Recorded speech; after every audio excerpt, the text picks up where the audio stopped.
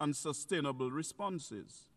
In this regard, Madam President, St. Lucia, as a small island developing state, has maintained its engagement in the various processes of critical importance to its domestic agenda at the United Nations, such as climate change and sustainable development, financing for development, international ocean governance, the proliferation of small arms and light weapons, revitalization of the General Assembly, and decolonization.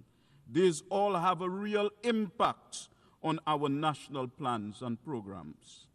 In the context of our development challenges, the global economy is facing multiple shocks that are threatening to further retard and reverse progress on St. Lucia's sustainable development.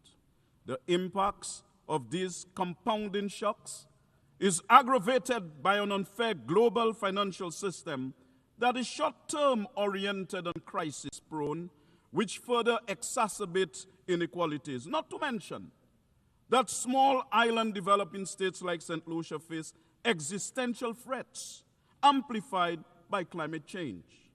Despite some skeptics, Madam President, there is no doubt that climate change is the most consequential and formidable challenge facing seeds. In fact, the latest scientific projections portend a grim future. Consequently, addressing the climate crisis is imperative for the survival and well-being of humanity, transcending national borders regardless of size or wealth. Prioritizing climate action is not just an environmental issue, but a moral obligation to protect human life, uphold global stability, and ensure a sustainable and equitable future for all of humanity. The recent advisory opinion from the International Court of Justice, which was requested by this very General Assembly, now also frames climate action as a legal responsibility. Hence, there is an urgent need to accelerate global momentum towards the ambitious targets across various international agreements and development agendas. A common thread across these instruments is the need to address the unique vulnerabilities and special circumstances of small island developing states. Madam President, we also work in the UN context to strengthen relations with countries and regions and encourage cooperation while remaining staunch advocates of the principles enshrined in the UN Charter, the rule of law, and the process of multilateralism. And St. Lucia agrees with the UN Secretary General that, and I quote, multilateralism is not an option but a necessity as we build back a better world with more equality and resilience and a more sustainable world. For we are confronted with challenges and threats largely emanating from the unilateral actions of powerful developed countries. And it is through the multilateral system of the United Nations that we can find comfort and the support to meet these challenges. However, the erosion of global trust, intensified by geopolitical divisions, economic disparities, and ongoing crises, threatens international cooperation and stability. As nations prioritize self-interest over collective well-being, diplomatic relations weaken and multilateral efforts falter. Madam President, while global solidarity is essential to uphold human rights, it is also important to support self-determination, especially for marginalized and colonized nations. Recognizing the right to independence fosters justice, equality, and dignity, and builds inclusive, sovereign societies that reinforce the universal principle that all peoples deserve freedom and self-governance. It is for this reason, Madam President, that the world must act urgently to bring an end to the gruesome carnage and injustices being perpetrated against the Palestinian people. And this must start with the implementation of the scores of resolutions that have been passed by the UN since 1947, which call for the Palestinians to exercise their right to self-determination. Madam President, I draw attention in particular to Resolution 3246 of 1974, which reaffirmed the unassailable rights of the Palestinian people to self-determination, national independence and sovereignty, and the right of the Palestinians to return to their homes and property. In St. Lucia's reaffirmation of its commitment to human dignity, equality and justice, Madam President, the ongoing Israeli military operations in Gaza and the West Bank raise serious concerns about the humanitarian impact on innocent civilians, which has exceeded disturbing, alarming, and unacceptable parameters.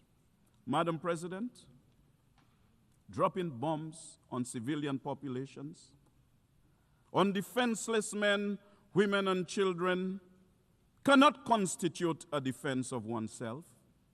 Using starvation as a method of so-called warfare cannot constitute defense of oneself. Madam President, the destruction of hospitals, schools, completely unacceptable, inhumane, and atrocious. Is it surprising to anyone, therefore, that based on publicly available data from United Nations and other agencies, at least 66,053 Palestinians have been killed, 65,062 in Gaza, and 991 in the West Bank, and of the identified fatalities, at least 18,430 are children. Further, at least 247 journalists and 540 aid or humanitarian workers have been killed since October 7th, 2023. Madam President, in this morbid scenario, we must remind ourselves that this is not a video game. This is not science fiction, and Palestinians are not imaginary people. They are human beings deserving of our collective respect, independence, and protection. Recognizing the fact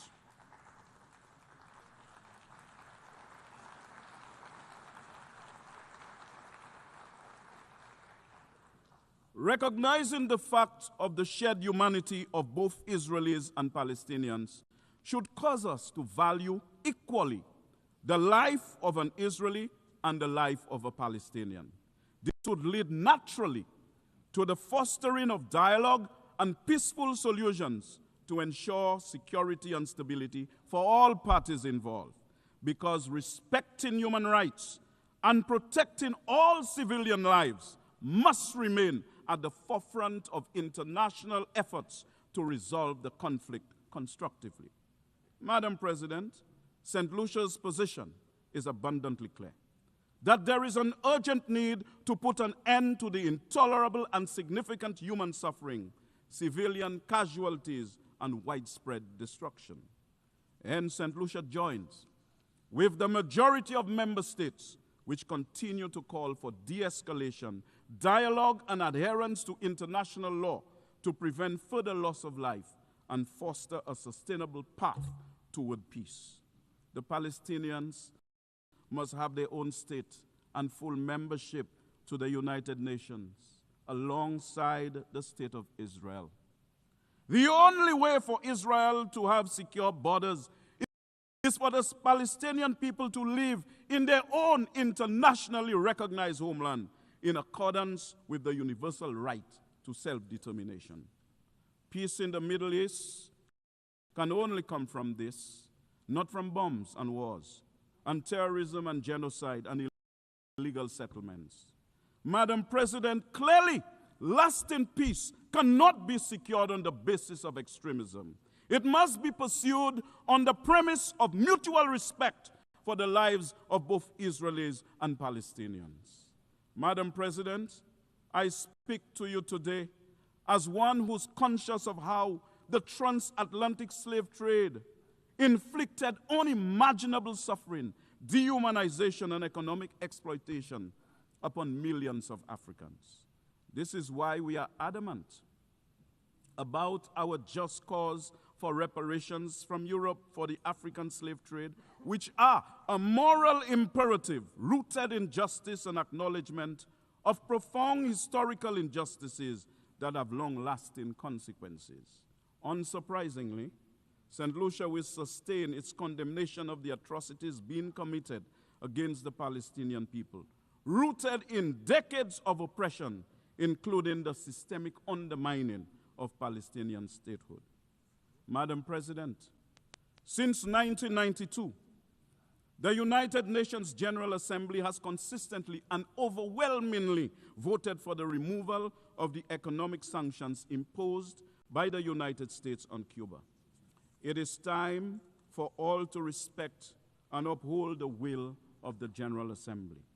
Madam President, St. Lucia has consistently called for an end to the U.S. embargo on Cuba and its removal from the list of state sponsors of terrorism, because we embrace the view that engaging Cuba diplomatically rather than isolating it would unlock opportunities to foster regional cooperation, critical for long-term peace and development in the Caribbean, as well as to create an improved security architecture for the entire hemisphere. This pragmatic approach aligns with global efforts to promote sovereignty, respect, and mutual understanding, demonstrating that diplomacy and constructive dialogue are more effective strategies than universal sanctions. Madam President, ending Russia's war in Ukraine is essential to restoring peace, respecting sovereignty, and preventing further humanitarian catastrophe. The ongoing conflict has caused immense loss of life, displacement of millions, and widespread destruction, destabilizing the region and threatening global security. Hence, ceasing hostilities would demonstrate respect for international law and sovereignty, encouraging negotiations over continued violence. Madam President, renewing our commitment to multilateralism also means that member states must take measures to reduce tensions and settle disputes in areas where, if not checked, conflict and war would prevail. It is for this reason that St. Lucia renews calls for the United Nations to allow Taiwan to meaningfully participate in the UN system. And I state categorically, Madam President, that UN Resolution 2758 of 1971 does not preclude Taiwan's inclusion and participation in the United Nations system. Madam President, Haiti faces an unprecedented humanitarian crisis marked by political instability, widespread poverty, environmental degradation, and a fragile healthcare system, all compounded by intractable gang violence. Hence, the urgent need for international support is critical to prevent further deterioration of living conditions, protect vulnerable populations, and restore law and order, as well as basic services like education and healthcare. Without immediate action, Haiti risks spiraling into deeper chaos, increased violence, and prolonged suffering that will destabilize the region and undermine global efforts for stability and development. This is why St. Lucia is extremely concerned that the multinational security support mission is woefully short of the personnel and equipment it needs to effectively pursue its mandate. Of the $900 million the UN anticipated raising for Haiti, only 9.2% of this has been received. The UN Secretary General has best described this, and I quote, as shamefully overlooked and woefully underfunded, unquote. Madam President, on the 29th of January 2014, the leaders of the Community of Latin America and Caribbean States declared our region as a zone of peace. It was a declaration based on a commitment to upholding the principles of the UN Charter. It was based on the understanding that peace was necessary for the development of the peoples of the region, and that peace in the region contributed to international peace and security. As recently as the 13th of June this year, at the Brazil-Caribbean Summit in Brasilia, the heads of government reaffirmed their commitment to maintaining the region as a zone of peace. It is in this context, therefore, that St. Lucia, like other CARICOM member states, views with concern recent developments in the region which have aggravated tensions between Venezuela and the United States. We pray, Madam President, that this tension does not degenerate into violence, hence maintaining our region as a zone of peace. It is also in the context of the Latin American and Caribbean region as a zone of peace that St. Lucia is concerned over developments between Venezuela and the CARICOM member state of Guyana in relation to the border dispute between the two countries. St. Lucia urges the non-use of force on that issue and reliance on the multilateral mechanisms that are in place for resolving it. St. Lucia prioritizes diplomacy over violence, believing dialogue fosters peaceful coexistence and safeguards sovereignty. Small nations like ours can advocate effectively through non-violent diplomacy, demonstrating its moral and pragmatic strength, Madam President. Consequently, Madam President, we have a moral obligation to promote peace, development, and human rights through collective leadership rooted in respect, diplomacy, and multilateral cooperation. However, Madam President, we have to accept that the UN's commission is being ignored and disrespected when we witness the undeniable genocide that is being committed against the people of Palestine. Further, the recent attacks on Iran, Syria, Lebanon, and Qatar speak to the violation of the UN Charter, which has now become normalized. We cannot deny that the UN's commission is being snubbed and disregarded when, after 3 years, Russia continues to flout international law and the UN Charter with its unprovoked invasion of Ukraine. Similarly, the UN's commission is also being ignored in the 63-year-old unproductive economic embargo that has been imposed on the government and people of Cuba, despite the many UN resolutions calling for its removal. And we have to agree that the UN's commission is being disregarded in the conflict in the Sudan. These shocks to the UN's commission should be of concern to all member states, but they are of particular concern to all small island developing states like St. Lucia, not just because these conflicts threaten world peace in general, but because they are symptomatic of a departure from multilateralism and the adoption of an outdated notion that might is right. Clearly, Madam President, violence is not in consonance with the requirements of our times.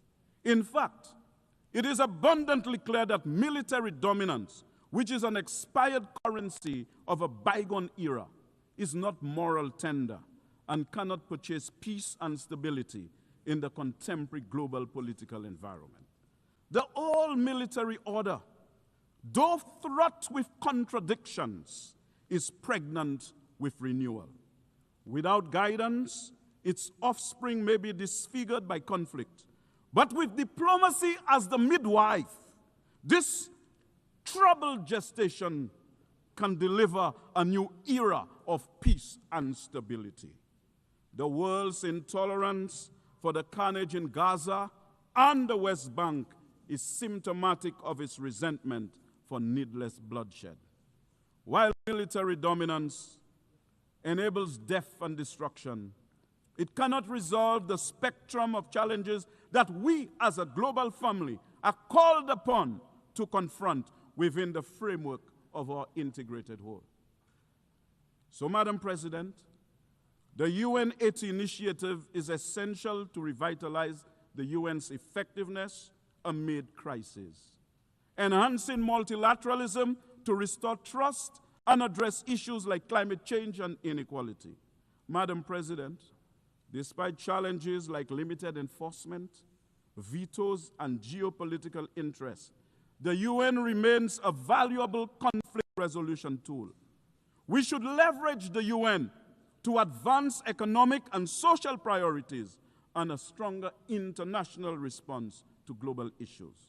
Hence, a new model for the United Nations should prioritize reforming its decision-making processes to enhance efficiency, accountability, and inclusivity, addressing current limitations like veto power and bureaucratic inertia. This model would shift towards a more equitable representation, empowering developing countries and marginalized groups, ensuring their voices influence global solutions. It would strengthen the UN's capacity for rapid response to crises, integrating innovative approaches like technology and multi-stakeholder partnerships. By fostering transparency and accountability, this new model would rebuild global trust, making the UN a more effective, responsive, and equitable platform for advancing peace, sustainable development, and human rights in an increasingly interconnected world. This model, Madam President, will give birth to an international environment of peace, of the absence of major conflicts and wars, of the decline of unilateralism, of a greater functioning multilateralism that protects us from climate change and climate injustice, from the scourge of illegal weapons smuggled into our countries, an international environment where nations honor their financial commitments and responsibilities and respond and respect and promote human rights that supports our efforts at regional integration.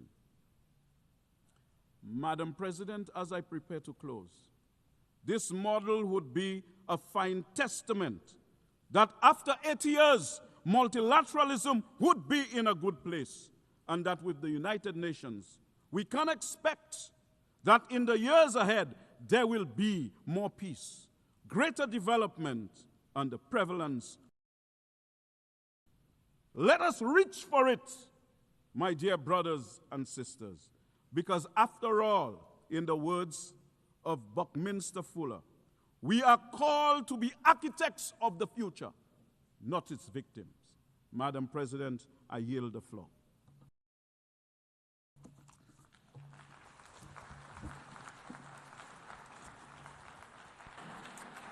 I thank the Minister for External Affairs, International Trade, Civil Aviation and Diaspora Affairs of St. Lucia.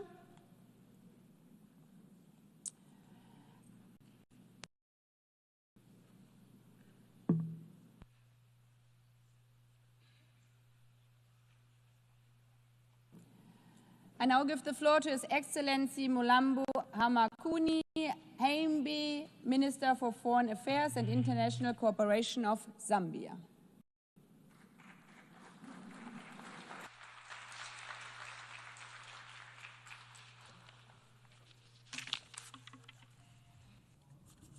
Your Excellency, Madam Annalena Baerbock, President of the 80th session of the United Nations General Assembly, Your Excellency, Mr. Antonio Guterres, Secretary General of the United Nations, Your Excellencies, Heads of State and Government, distinguished delegates.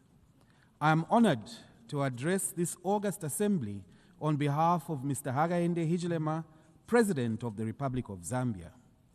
Allow me, at the outset, to congratulate you, Madam President, on your election to the presidency of the 80th session of the General Assembly. The choice of theme, Better Together, 80 years and more for peace, development, and human rights, is timely as it underscores the need for us to work together for the common good in the face of multiple global challenges. In this regard, Zambia reaffirms its faith in multilateralism and the United Nations Charter, a key foundation for our shared commitment to international peace and cooperation. Over the past 8 decades, the United Nations has been the cornerstone of global peace, security, and cooperation. It has helped prevent major conflicts, advanced decolonization, supported peacekeeping missions, and played a leading role in advancing global action in public health, education, and humanitarian relief that have saved countless lives. Through initiatives such as the Sustainable Development Goals, it has mobilized nations to reduce poverty, improve public health and education, as well as promoted gender equality. We also note that peace is intrinsically intertwined with development, as there can be no sustainable development in the absence of peace. Therefore, the UN's efforts at peace building and peacekeeping are very critical for the development of all regions of the world, even those seemingly distant from the war front. We recognize, however, that the UN has been slow to react to some of the conflict situations which has led to serious humanitarian crises. We also acknowledge the need for key reforms and genuine inclusiveness, particularly for Africa, whose voice remains stifled after 8 decades. We must reflect on this and other areas that could be enhanced. Those challenges remain. The United Nations has proved that multilateralism can deliver tangible progress for humanity. We are confident that the Pact for the Future and the Declaration on Future Generations agreed upon during the 79th session renews our hope and solidarity to sustain the momentum of the past 80 years. Madam President, as we undertake these reforms, it will be important to ensure that the pursuit of efficiency should not be at the expense of the United Nations' reach and impact on the interests of developing countries, particularly those facing the largest implementation gaps in the SDGs. The UN 80 initiative must strengthen delivery in the 3 core pillars of the United Nations of peace and security, development and human rights. We must preserve those parts of the UN that work. For instance, the resident coordinator system has helped coordinate various UN development agencies to ensure they work together effectively, efficiently, and transparently in supporting the host governments achieve SDGs. These reforms must serve to strengthen the RC system. Madam President, we meet at a critical moment when escalation in geopolitical tensions pose a significant threat to the gains made in the 80 years of the United Nations' existence. This exacerbates the existing challenges and places multilateralism under threat. Further, we have witnessed how challenges such as impacted the global economy. It is therefore clear that a short period of war or crisis can erase decades of development gains.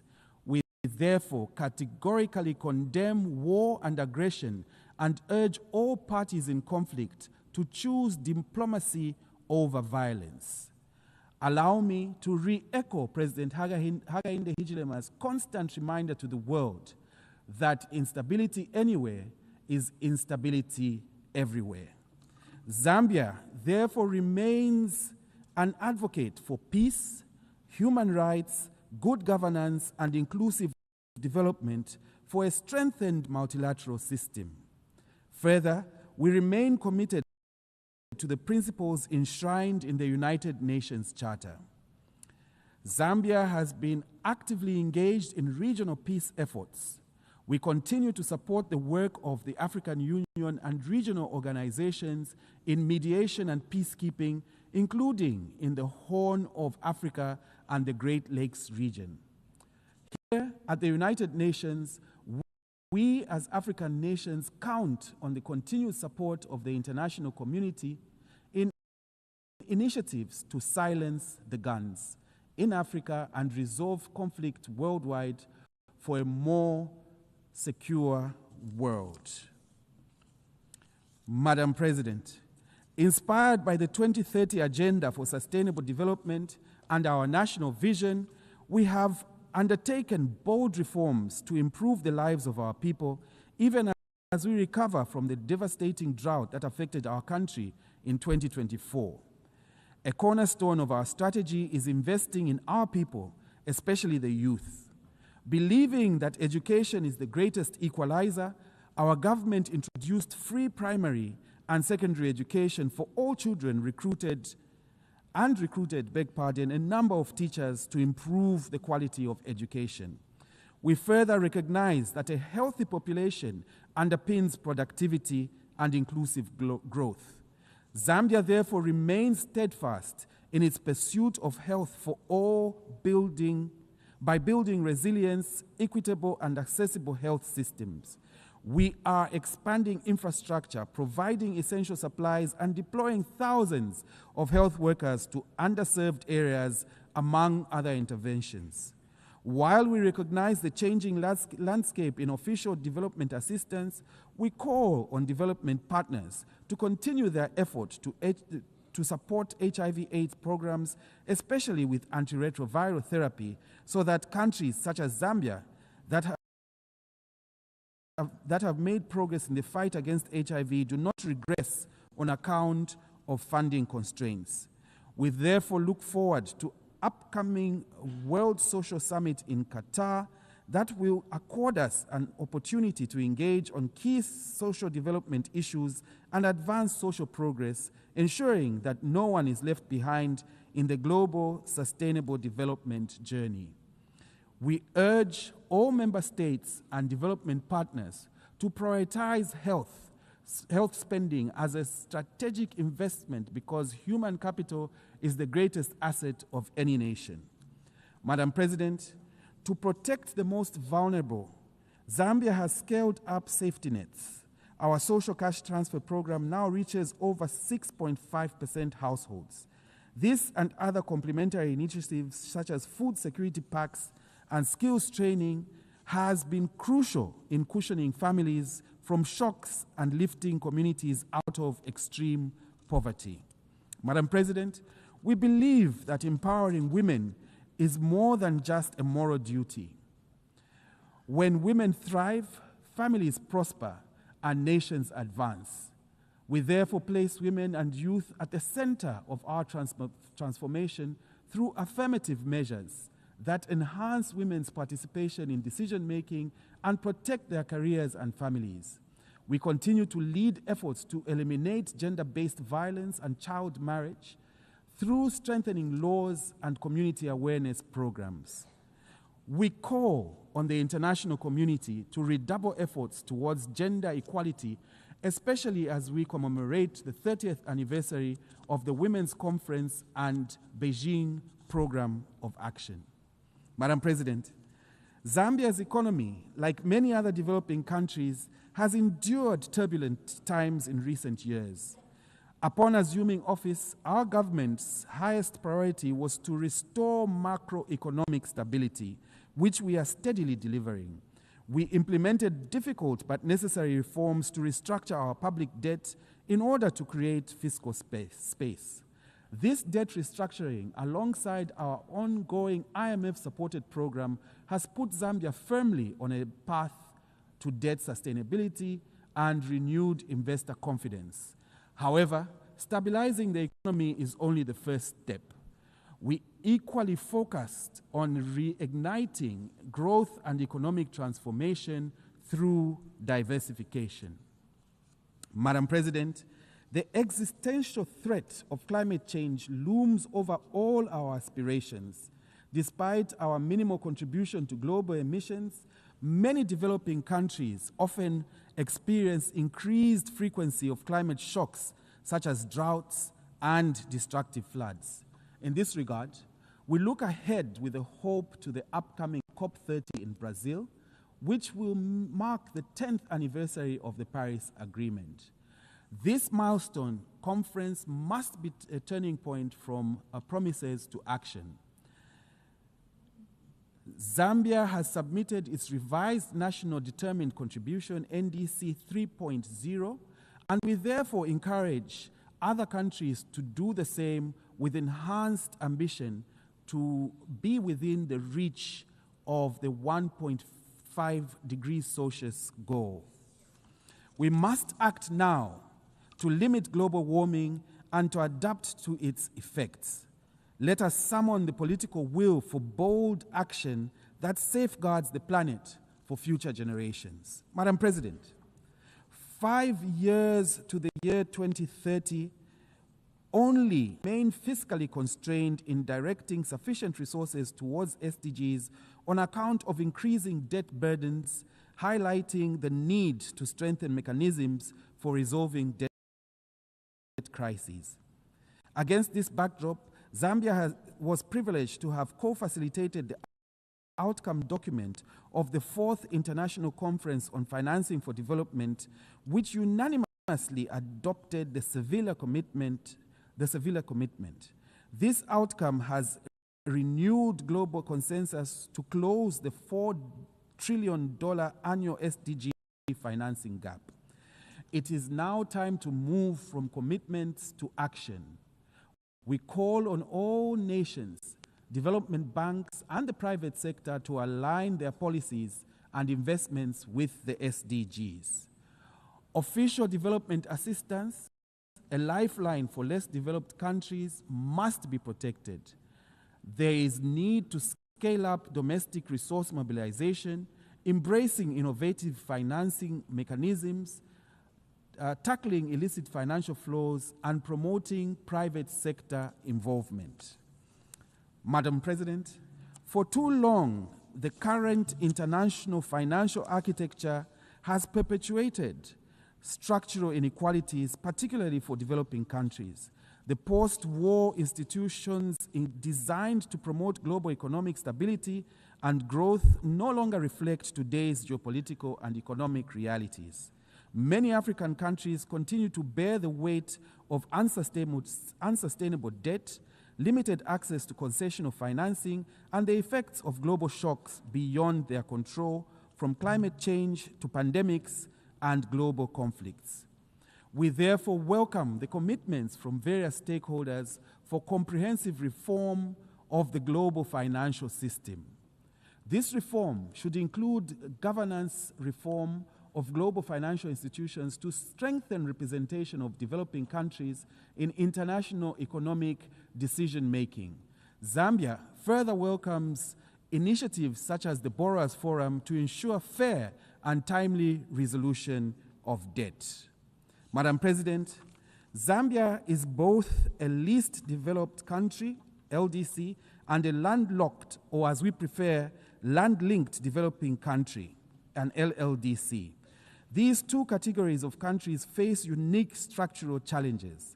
In July 2025, Zambia was privileged to host the LDC Future Forum in Lusaka, whose insights on building resilience to shocks and the need for innovation to address challenges were empowering. During the conference, our Republican President, Mr. Hakainde Hichilema, underscored the need for LDCs to build resilience by being more proactive and self-reliant. As a landlocked country, Zambia welcomes the Awaza Program of Action, which prioritizes structural transformation, trade facilitation, regional connectivity, resilience, and ICT infrastructure, which reflect our own priorities. We also welcome the Awaza's call for innovative financing. Landlocked need not mean isolated and encased. I repeat, Madam President, landlocked need not mean isolated and encased. As our President fondly states, LLDCs can become land-linked rather than landlocked, and we in Zambia are committed to making this vision a reality. Allow me to appeal, Madam President, that even as we reform, the office of the High Representative for for less developed countries, landlocked countries, and SIDS must be maintained. It is of imperative importance. Madam President, the theme of this session, Better Together, also compels us to reflect on the United Nations' readiness to address today's complex challenges. The Security Council's current composition and working methods reflect a bygone era and are overdue for reform. Decisions on critical peace and security issues are all too often stalled by the veto power of a few, even when the wider membership speaks clearly. Africa, with 1.4 billion people, still has no permanent seat, a historical injustice that must be rectified. Zambia therefore reaffirms the Common Africa position on Security Council reform as set out in the El Zulwini Consensus and the Sirte Declaration. We call for comprehensive reform that expands both permanent and non-permanent membership to make the Council more equitable, effective, and reflective of today's world. Madam President, Excellencies, 80 years ago, the world emerged from war with a promise to never again allow division and destruction to define our collective future. That promise is being tested today. Let this 80th General Assembly be remembered as a turning point where the world chose solidarity over silence, justice over inertia, and unity over division. We must act not out of fear, but out of hope, not in isolation, but in solidarity, as we are better together. Madam President, Your Excellencies, I thank you.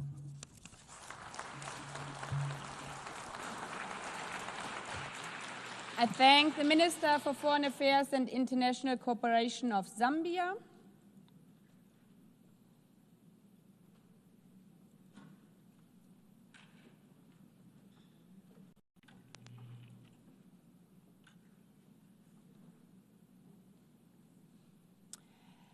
I now give the floor to Her Excellency Anita Anund, Minister for Foreign Affairs of Canada.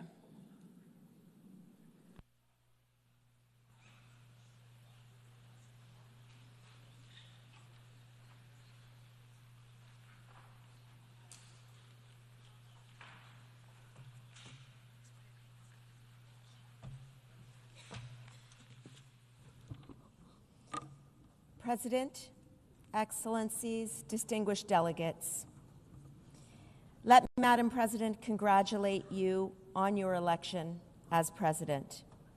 Since the end of the Second World War, multilateral institutions have helped to make our world safe, lifted out of extreme poverty. Famine and disease have declined. We see shared effort leading to shared prosperity.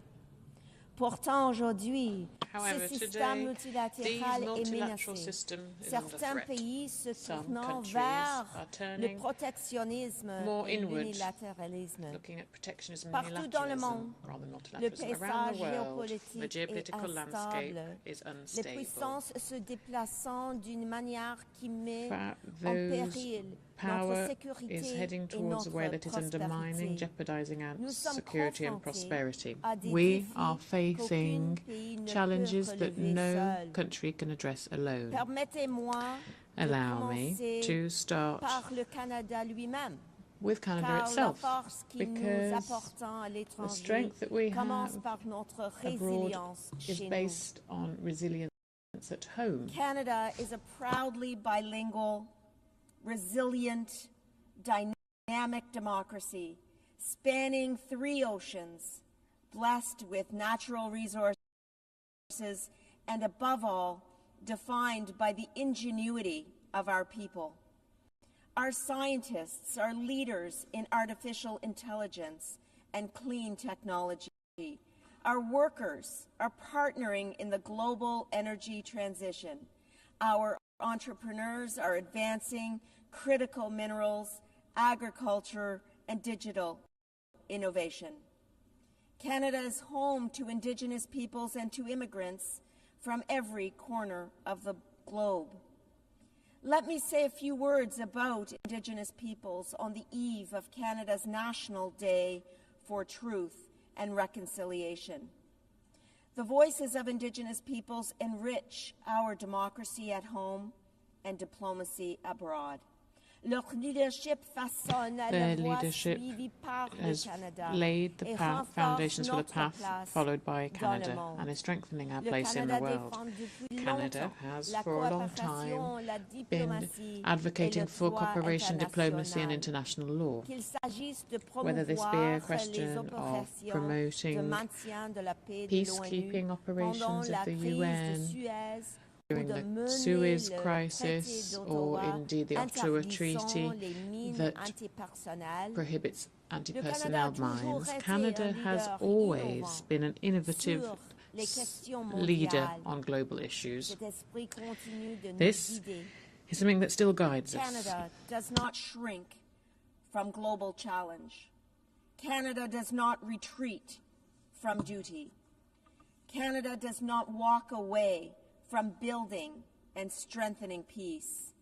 Even as the world changes, Canada remains a stable and reliable partner, both in business and collective security.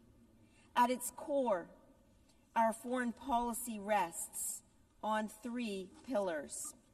First, defense and security, keeping Canadians safe, strengthening our sovereignty, being good allies and partners in NATO and NORAD. Second, economic resilience, diversifying trade, strengthening supply chains, being an attractive destination for capital, and an entrusted trading partner while advancing rules-based trade.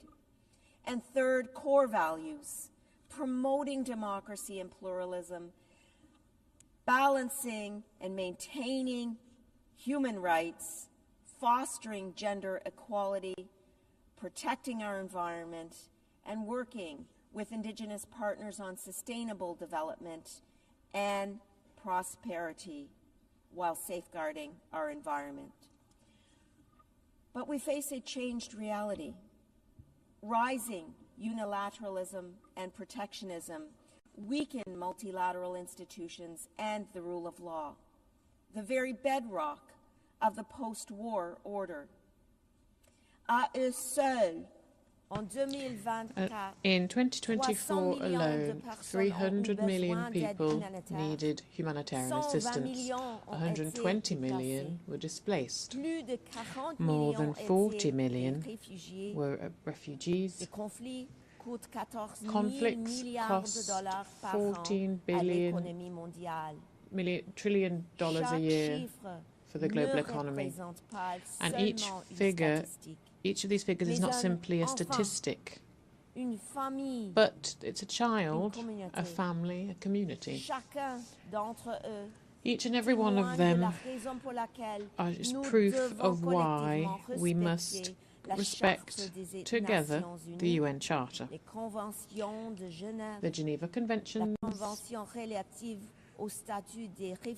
the Refugee Conventions and Human Rights Conventions. In the face of these stark realities, retreat is not an option. Canada will not turn inward. Canada will work to reform and strengthen multilateral institutions such as the United Nations so that they are more resilient and more effective in meeting the challenges of today and tomorrow. Canada is an Arctic nation. In the Arctic, a critical part of Canada and the world, climate change and new geopolitical pressures create both risks and responsibilities. Canada will safeguard its sovereignty, modernize NORAD with the United States, bolster NATO with fellow members, and work with Indigenous peoples to ensure that the Arctic remains a region of peace, cooperation, and sustainable development. The challenges to security are not confined to our own borders. Russia's 2022 illegal full-scale invasion of Ukraine stands as a grave breach of the UN Charter. Russia's aggression, attacks on civilians, and abduction of children are flagrant violations of international law. Putin believed Ukraine would fall in 3 days. 3.5 years later, Ukraine still stands, its sovereignty intact, its people unbowed, its courage unbroken. Canada's position is clear. Putin cannot be permitted to redraw boundaries at his will. Might does not make right. Ukraine is not backing down, nor will its friends, including Canada.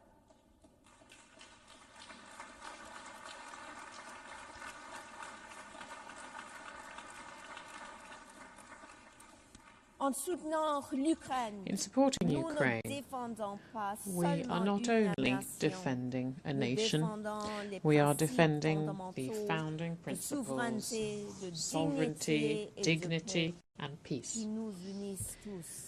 Values that unite us all. Canada has already pledged $22 billion of various types of aid to Ukraine, and Ukraine can count on our long-term support. Here at the UN, last week, the Prime Minister Carney and President Zelensky reaffirmed our shared commitments, something that is shared by a large number of you here, to bring back Ukrainian children, bring them home. In the Middle East, the October 7th terrorist attack by Hamas on Israeli civilians was absolutely horrific. Hamas is a terrorist organization and an impediment to peace. Canada calls on Hamas to lay down its weapons and to release all remaining hostages immediately. The scope of the humanitarian crisis in Gaza is catastrophic and requires urgent action. Canada has committed over $340 million in humanitarian aid, and our Canadian armed forces have participated in airdrops. We call on Israel to help protect the civilian population in Gaza, to open land corridors for unimpeded access of humanitarian aid at scale, and to ensure that healthcare facilities are fully protected. The two-state solution is eroding, as is evident in Israel's illegal expansion of West Bank settlements. Canada's recognition of Palestine last week reflects long-standing Canadian policy based on the right of the Palestinian people to self-determination and our commitment to a two-state solution, a future where Israelis and Palestinians security. We support partners in the region who continue their efforts to reach a ceasefire as soon as possible and to contribute to the political processes that must follow. Canada will participate in these processes in every way that we can. We are committed to efforts to strengthen the capacity of the Palestinian Authority, working collaboratively with partners in the region. On Haiti, in Haiti, violence is destroying lives and undermining stability. Canada supports the efforts made at the UN Security Council to create a new mission tackle violence, put a stop to gang violence, and re-establish governance, and open the way for stable democracy and a greater level of regional security. These struggles are not something that happens far away in today's interconnected world. Conflicts, indeed, that break out anywhere in the world affect all of us. In today's uncertain global economy, Canada's diplomacy is also focused on delivering growth and economic resilience for our people. To grow our economy and create opportunities for our businesses, Canada is deepening partnerships in Europe, the Indo-Pacific, the Americas, and Africa. Recent progress includes a strategic defense partnership with the European Union, the Canada-Indonesia Comprehensive Economic Partnership Agreement, signed just last week, expanded agreements with Mexico, and continued leadership through key trade agreements such as the CPTPP and CETA. These are not just trade agreements. These are bridges of resilience, engines of prosperity, and commitments to the rules-based system that benefits us all. Through multilateralism, we can build an inclusive and sustainable global economy. And when multilateral institutions are under threat, Canada will not turn inward. We will lock arms with our partners to strengthen institutions, building their legitimacy and their efficacy to meet the challenges of today and tomorrow. We are determined to forge new economic partnerships and leverage our competitive advantages in areas of economic strength. Canada will ensure that we utilize our diplomatic efforts abroad to the benefit of domestic interests as well. Alors que nous cherchons tous à renforcer la résilience, la sécurité et la croissance économique de nos peuples, nous ne pouvons pas renoncer aux institutions et aux processus multilatéraux. Le multilatéralisme reste notre meilleur espoir pour résoudre les défis mondiaux.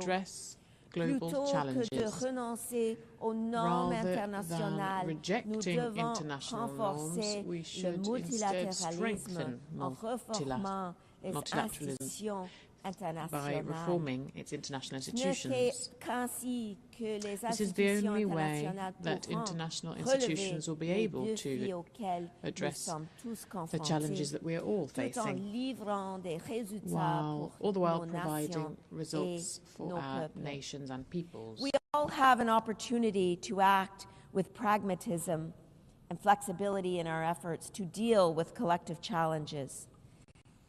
That is good advice for all of us in our chamber here today. We need to bring together the representatives of those countries and entities that are both relevant to and affected by the crises at hand.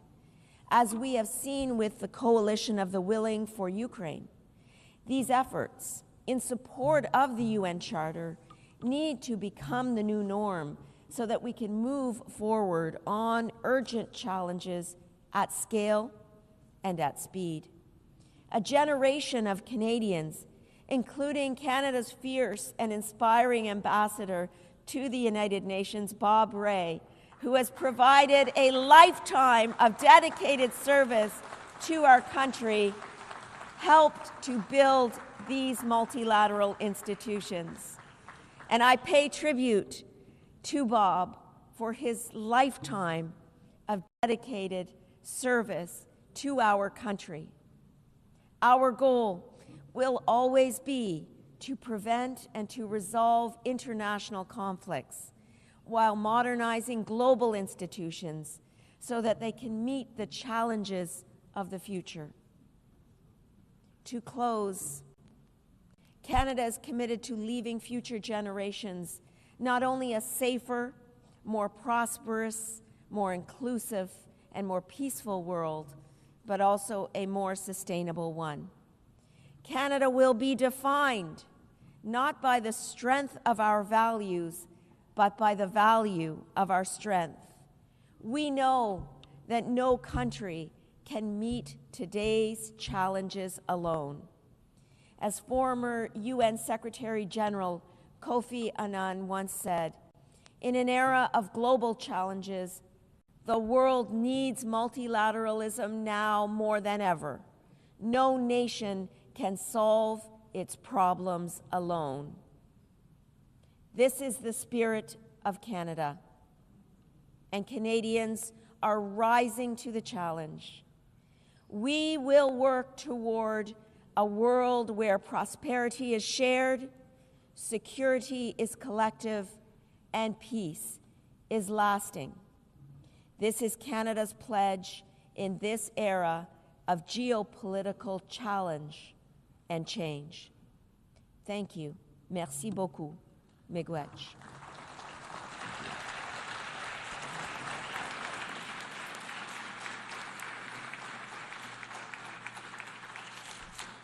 I thank the Minister for Foreign Affairs of Canada.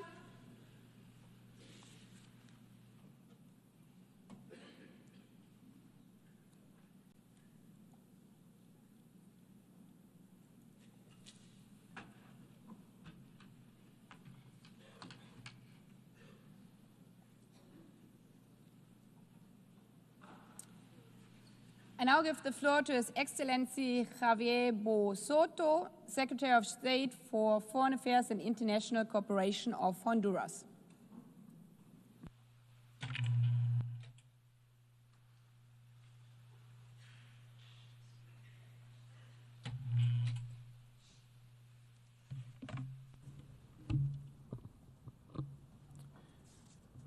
Señora Presidenta de la Asamblea General, Madam President of the General Assembly, Secretario General de las Naciones Secretary Unidas, General of the United Nations, Excelencias, distinguidos jefes de Estado Heads y of de State Gobierno, and of Government, embajadores, autoridades, Ambassadors, honorables delegados, distinguished señoras y delegates, señores. ladies and gentlemen, Inicio este mensaje I address you today en nombre del on Gobierno behalf de of la the Government República of de the Republic Honduras of y en voz Honduras de la Presidenta and on Iris behalf of Xiomara President Castro Iris Sarmiento, Xiomara Castro primera mujer Sarmiento, the first liderar woman los destinos to de lead the nuestra destiny nación, of our nation, quien con firmeza reconoce la who trascendencia histórica recognizes de esta the Asamblea historic General, meaning que of this conmemora General 80 Assembly, años which de commemorates existencia 80 de la years since the Organización de las establishment of the Naciones United Unidas. Nations.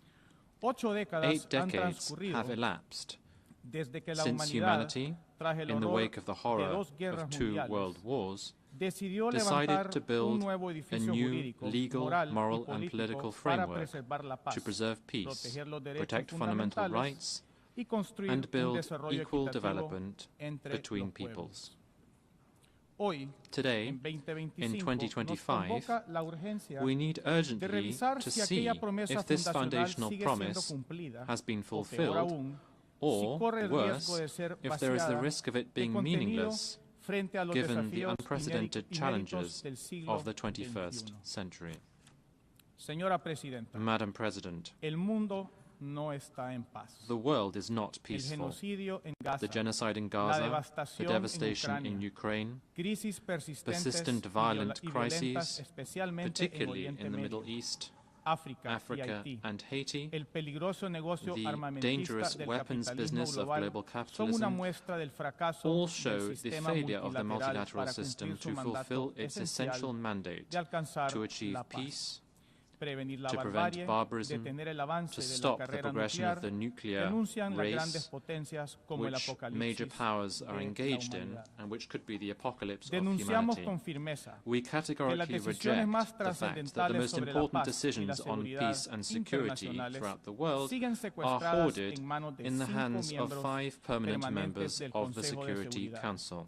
su poder de Their veto, veto convertido en un power, which privilegio has become an anacrónico, anachronistic privilege, han has paralizado la acción paralyzed colectiva collective y los action llamados a la paz and the en calls diferentes for partes del peace mundo in different y parts of the permitido world, cubrir and has con allowed impunidad a los que those cometen committing war crímenes de crimes guerra. to enjoy impunity. La ONU no puede seguir The siendo UN rehén cannot de remain a intereses hostage to particulares, special interests, ni cómplice por nor can it be omisión de la idly destrucción de complicit pueblos in enteros. the face of the destruction of entire Resulta peoples. moralmente It is inaceptable morally que mientras se unacceptable gastan that while miles de billions millones en of armas, dollars are spent se on recorten weapons, fondos para budgets operaciones for de paz, peacekeeping operations, ayuda humanitarian humanitaria aid, and y sustainable desarrollo development sostenible. are being slashed. ¿Cómo puede justificarse que How la can voz it de be justified that 193 the voice of estados que tienen 193 presencia en esta states Asamblea who are present General in this General y Assembly buscan la and paz who are in favor para of poner peace fin a los to put an end to the different power blocks can be cancelled out by one vote? No podemos continuar We cannot sosteniendo continue to un orden sustain global a global cimentado en el order founded on privilegio y la privilege and desigualdad que inequality provoca el that leads to sufrimiento de suffering for millones de millions of pobres poor en el people mundo. throughout the world. Si queremos que If las we want Naciones the Unidas UN to sobrevivan survive como as garantes a de la paz guarantor of peace y no como and un not as an espectador impotent imponente, bystander, es we imperativo urgently need to reformar reform su its Carta foundational charter. Constitutiva. Por ello, That is why Honduras se une al Honduras clamor del joins sur the global clamour of the que Global exige South, una transformación demanding estructural de that la the UN Carta de Charter Naciones be Unidas, structurally changed democratizando el to Consejo democratize de the Security Seguridad Council para devolverle so that it legitimidad, once again eficacia has y legitimacy, justicia a la effectiveness cumbre and de las justice naciones for the del mundo. nations of the world. Proponemos con claridad, To be clear, we are proposing como the primer following. punto, First of all, ampliar to la broaden composición the de miembros composition of permanent permanentes y no members permanentes, and non-permanent asegurando una members, representación ensuring regional equitable regional equitativa. representation therein. Segundo, Secondly, we eliminar need to el get rid derecho a of the veto, sobre todo cuando se busca la particularly paz, when se peace exige el is alto al fuego o se impide looked actuar for. frente a genocidios, And we need to crímenes de ensure guerra that this is o particularly the case violaciones where there is masivas de genocide, derechos war humanos. crimes, and widespread violations Tercero, of human rights. fortalecer Thirdly, el we rol need to de la beef up the Asamblea role of the General, General Assembly, dotándola providing the de un Assembly mayor with poder more power, vinculante more en las binding decisiones power sobre paz, in decisions pertaining seguridad to peace, y security, desarrollo. and development. Y por último, And finally, abrir los we espacios need de to decisión open a mujeres, decision-making pueblos indígenas, for women, juventudes y indigenous diásporas, peoples, youth, cuya and voz sigue diasporas, siendo whose voice marginada. continues to be marginalized. Honduras no acepta Honduras más is not excusas. accepting any more excuses. No callaremos We will not ante la remain injusticia. silent in the face of injustice. Las normas del orden The norms of the internacional international no pueden order seguir cannot siendo continue to definidas be por la defined lógica de by la the guerra, logic of war, la hegemonía del hegemony of capital capital, o la conveniencia or estratégica de strategic los más poderosos. workings of the most powerful. Tienen que reflejar el It anhelo must reflect universal the de los universal pueblos desire de of vivir en people to paz, live in en peace, democracia, con democracy, dignidad with dignity y libertad. and freedom. Señoras y señores, Ladies and desde gentlemen, Honduras hemos in abrazado Honduras con we have convicción embraced estos these principios. principles. En estos 3 In años these y 3.5 medio de years gobierno of democratic democrático government, liderado por la led by presidenta President Xiomara Xiomara Castro Sarmiento, hemos avanzado we have con paso taken firme decisive en darle steps forward dignidad to a give nuestra our nación nation dignity once por la again by reconstrucción restructuring our institucional, institutions, la recuperación de recovering nuestra our independencia, independence, nuestra soberanía our popular people's y sovereignty, la defensa and de los derechos upholding civiles, people's civil, políticos, political, and ambientales y de environmental los seres rights. humanos. Después de 12 12 años y years and 7 7 meses months del golpe on de since Estado the coup contra el d'etat presidente democrático against the Manuel democratic Zelaya, president Manuel en Zelaya, Honduras in se Honduras, instaló una narcodictadura back then, cuyo titular, a Juan drug Orlando dictatorship Hernández, was installed, fue whose head, sentenciado Juan en Nueva Orlando York y Hernandez, was condenado a convicted in New York 45 and años de sentenced to prisión 45 por years imprisonment formar un for being cartel part of a drug de trafficking narcotráfico cartel para to traficar droga. traffic Deterioro and institutional institucional fueron los deterioration were instrumentos the que usó la instruments oligarquía used by the hondureña Honduran para continuar oligarchy explotando to nuestros recursos continue naturales exploiting our y al natural pueblo. resources and our entire people. Nuestro gobierno Our ha iniciado un has proceso de begun the refundación de la process patria, to una recover from this transformación episode profunda, by carrying out root and orientada branch al changes, bienestar de las mayorías focusing on the sacrificadas well-being of the por la majorities who were narcodictadura e sacrificed by the históricamente excluidas drug por el modelo dictatorship económico and historically neoliberal. excluded Refundar el by the Estado neoliberal ha economic model. significado poner la This vida por recovery has encima meant putting del people's negocio, lives la above educación business y la salud por and encima putting de los education and privilegios. health above privilege. Los avances son claros. Our progress has been clear. La pobreza bajó Poverty, del which was 73% in 2021, has come down to 63% in 2024. Y la pobreza And extrema extreme se poverty redujo del has been reduced from 54% 54% al to 40%. 40%.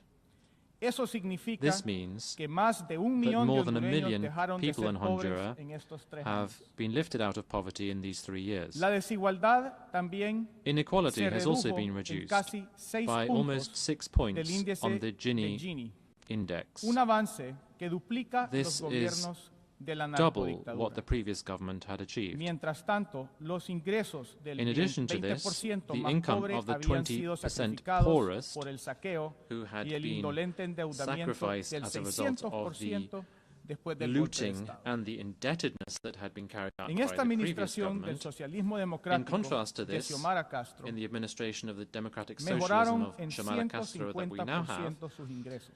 these people have seen Al their tener income increase acceso by a salud, 150%, deporte, and they now have seguridad, access to health, educación, sports, security, carreteras, education, agricultura y roads, energía gratis agriculture, para los and pobres. energy provided free En of charge. seguridad, Rate homicidios of por cada 26 for each 100,000 100,000 habitantes, inhabitants. la más baja This is the lowest en rate 20 in años. 20 years. En la lucha contra la In the corrupción, anti-corruption abrimos las fight, finanzas we have públicas a opened la our public auditoría finances social. to scrutiny from social audits. Eliminamos We fideicomisos have got rid corruptos. of corrupt trust Recuperamos funds, los bienes and we have recovered our públicos. public goods. La Ley de Justicia The Tributaria tax enviada justice al law Congreso sent to the Nacional National es un Congress impulso is de una reforma part fiscal of our progresiva progressive tax que reform, busca which aims to redistribuir la redistribute riqueza wealth en favor for de la educación, education, la salud, health, el agro y la agriculture, protección and social, social protection. y elimina And los it eliminates privilegios de los privileges 25 grupos to económicos the y most las 10 powerful familias 25 economic que groups and 10 families monopolizan who el monopolize 80% del of Producto the Interno country's Bruto y las GDP exoneraciones and enjoyed fiscales. generous tax breaks. En materia de género, In se terms amplió of la gender, igualdad we en la have toma de decisiones, improved gender al equality integrar in un decision gabinete making. con igual Our representación de cabinet hombres has y equal mujeres, representation of women así and como men, programas para and we also have erradicar la programs that are being violencia rolled de out to género. eradicate gender-based violence. Distinguidos delegados, Distinguished delegates, Honduras está haciendo Honduras un gran is esfuerzo para striving recuperar to recover sus its bosques forests con el programa We Cero have a zero Deforestación al deforestation program 2030, to 2030. por el cual hemos creado In this 3 effort, we have batallones established 3 militares de military protección battalions forestal. to protect our forests. Honduras no es uno de los países más golpeados, es uno de los is países one of más the golpeados countries por that el cambio It climático, suffers most as a a result of pesar climate de change, ser entre even los though que we are menos one of the countries that contaminan el contributes the least to global pollution.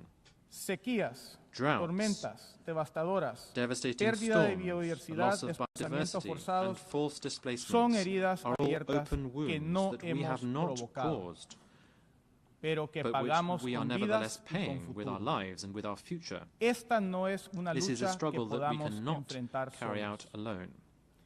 De la misma manera, Similarly, rechazamos la visión we reject the way criminalizante in which de la migración. migration is being criminalized, Leyes más duras with harsher laws, y fronteras más and militarizadas. more militarized Esa ruta borders. no resuelve nada. This road resolves nothing. Solo It perpetúa only la tragedia. perpetuates tragedy. Multiplica It el multiplies sufrimiento y suffering. niega la And it denies the corresponsabilidad fact that there is internacional shared frente a un international fenómeno humano y responsibility global.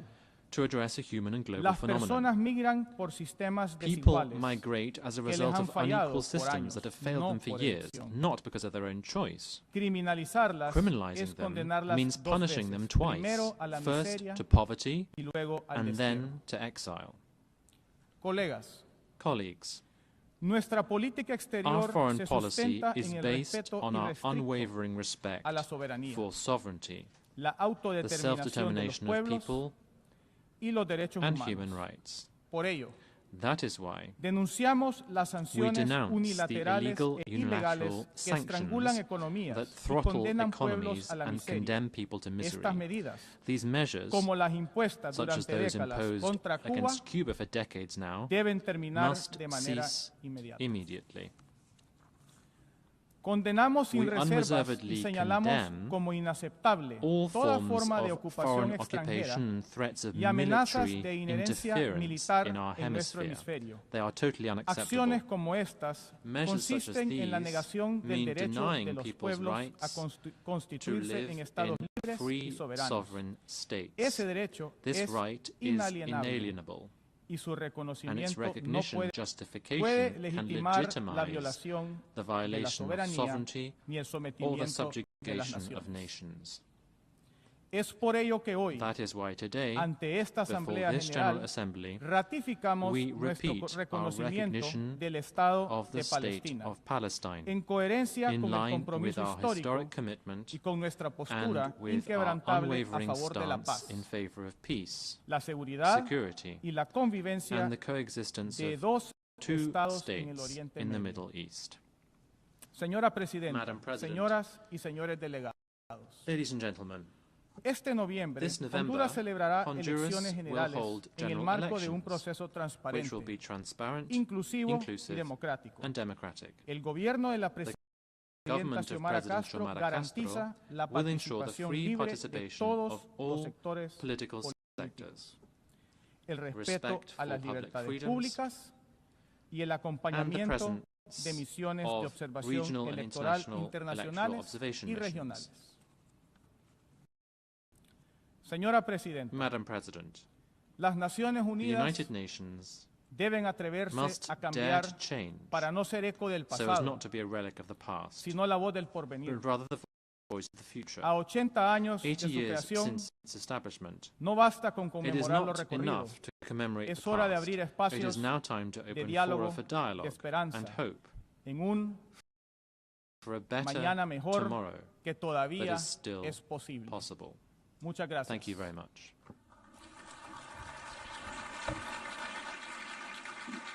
I thank the Secretary of State for Foreign Affairs and International Cooperation of Honduras.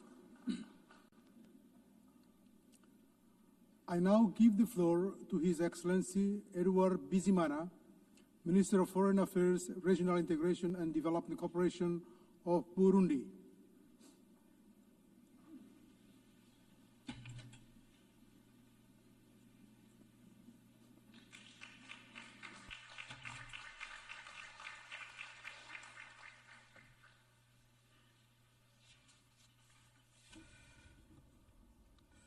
Monsieur le Président, President, Monsieur le Secrétaire Général, Secretary General, distinguished delegates, ladies and gentlemen, je prends la I'm parole taking the au nom floor du today on Président de la behalf of the République President of du the Republic Burundi, of Burundi, Son Excellence His Excellency Evariste Ndayishimiye, Ndayishimiye, qui m'a fait l'honneur de who bestowed le upon me the représenter honor à ces of assises representing et him ainsi at pouvoir this assembly exprimer le and point de to vue du share the Burundi views of à Burundi. l'occasion de ce Today, as we mark the 80e 80th anniversaire anniversary de notre of our organisation organization, que nous célébrons sous le something thème that we're celebrating, Unis, plus fort, and 80 ans.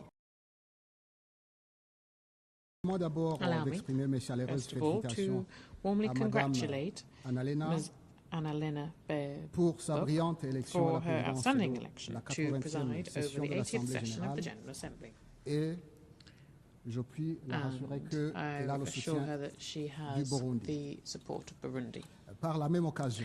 I'd also Qu'il me soit like this permis de opportunity rendre un to hommage pay mérité a well-deserved à tribute votre to prédécesseur, your predecessor, mon frère my brother Philemon Yang, Philemon Yang, pour ses qualités professionnelles et pay tribute personnelles to his admirables admirable personal et and pour la professional manière qualities, exceptionnellement and thank professionnelle him for the avec exceptionally laquelle il a professional way présidé la in which 79e he session que presided nous over venons the de clôturer 79th session, avec which we succès. have just successfully Je salue concluded. enfin le courage de Finally, I M. would like Antonio to Guterres, commend qui the depuis courage qu'il est of Mr. secrétaire Antonio général Guterres, de notre who, organisation commune, for as long n'a as he's been cessé Secretary de General of plaider our organization, has la always réforme du advocated système for the de fonctionnement des Nations reform Unies of the afin UN d'accroître system son to efficacité make it et more sa effective crédibilité. and more credible. Il a également le He soutien also et les has the encouragements support du and Burundi. encouragements of Burundi.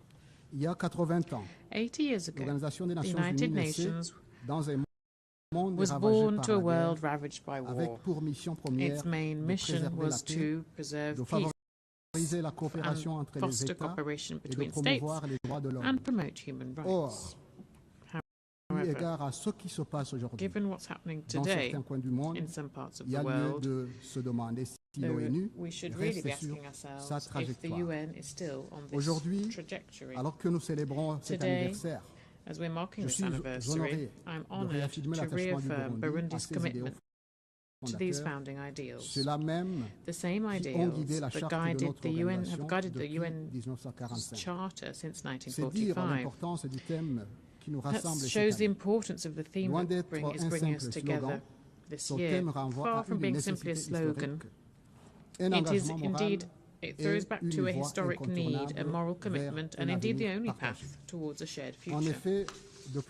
Indeed, as long as it has existed, the UN has made a great contribution to maintaining peace. It has supported ways of decolonisation, it has promoted international law, as well as the universality of human rights. It has fostered cooperation between nations and inspired generations of leaders and people.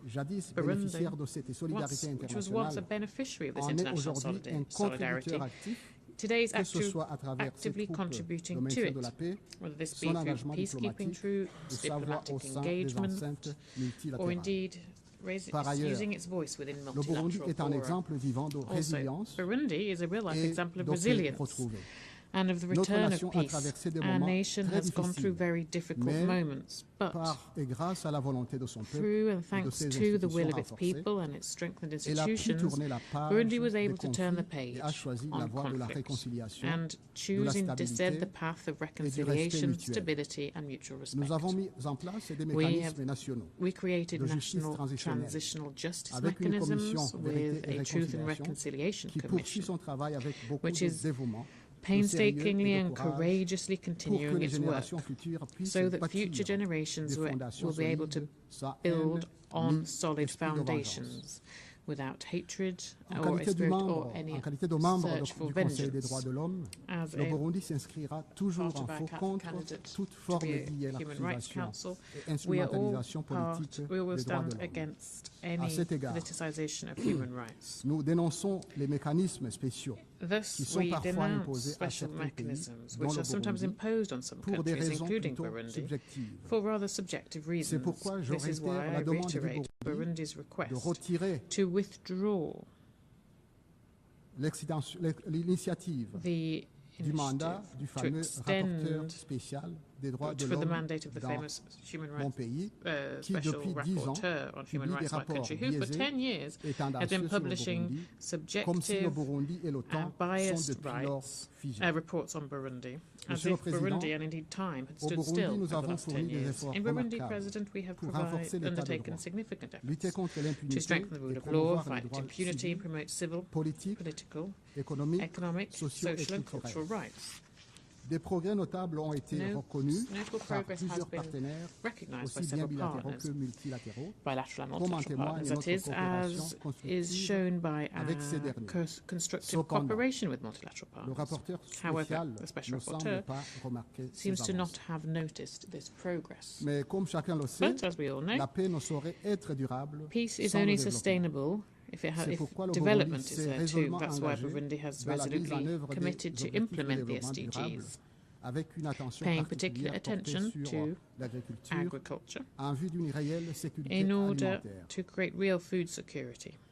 We're also focusing on education for all, health care, energy, the empowerment of women and young people, and environmental protection and other areas. This is the spirit that inspired our vision for Burundi with an emerging economy by 2040 and a developed economy by 2060. This vision is fully in line with the SDGs, and it is indeed, it shows our will to build a future where every citizen can prosper and actively contribute to the sustainable development of their country.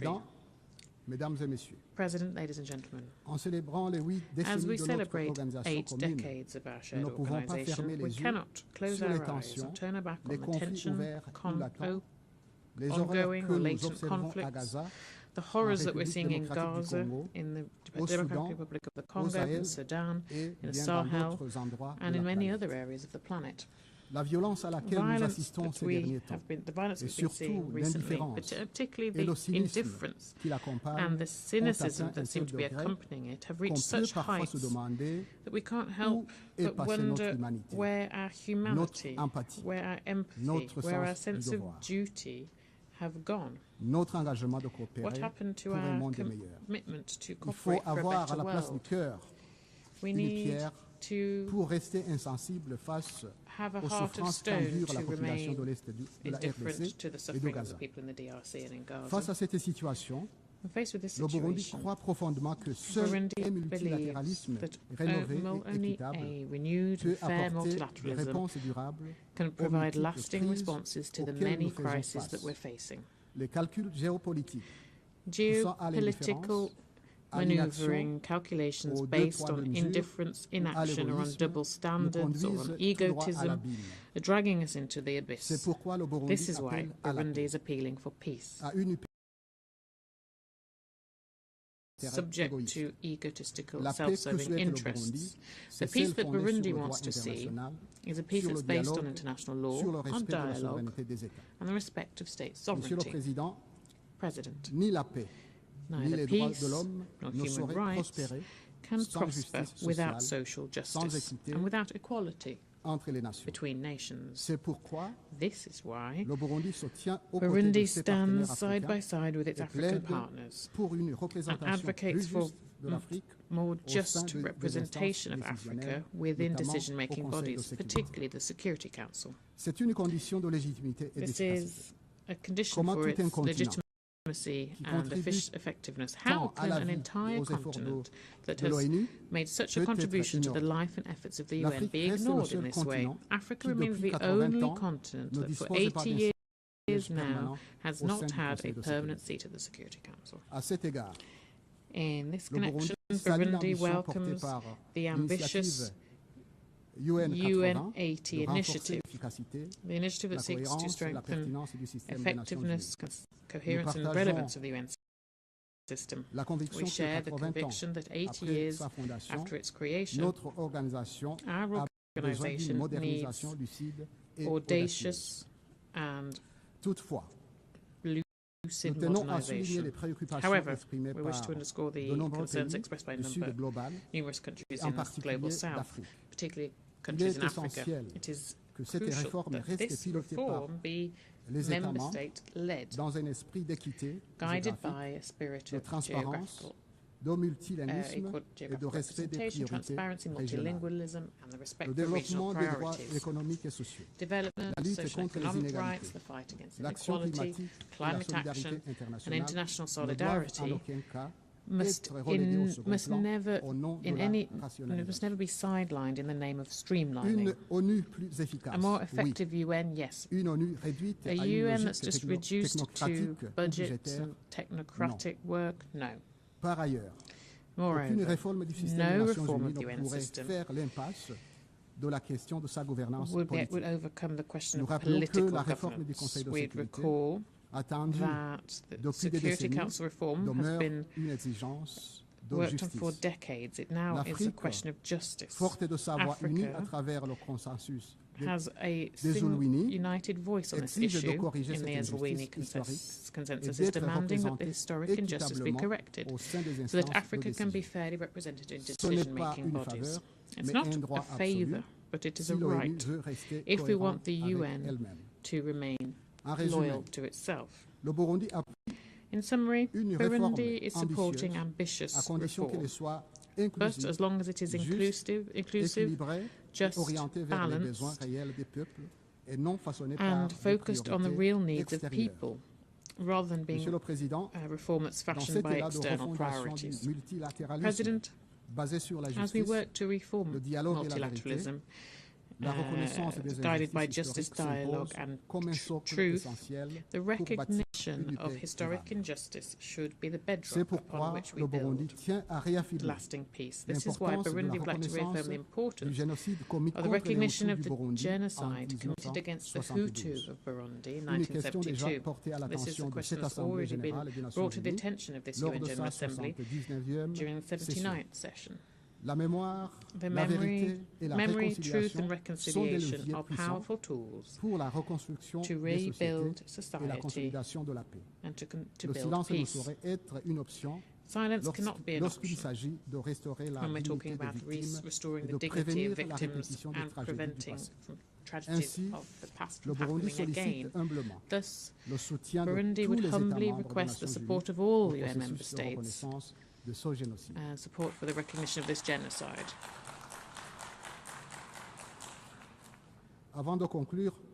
Before I conclude, President, I wish to reaffirm Burundi's will and its appeal to walk together towards a common future. This 80th session is a lot more than simply an anniversary.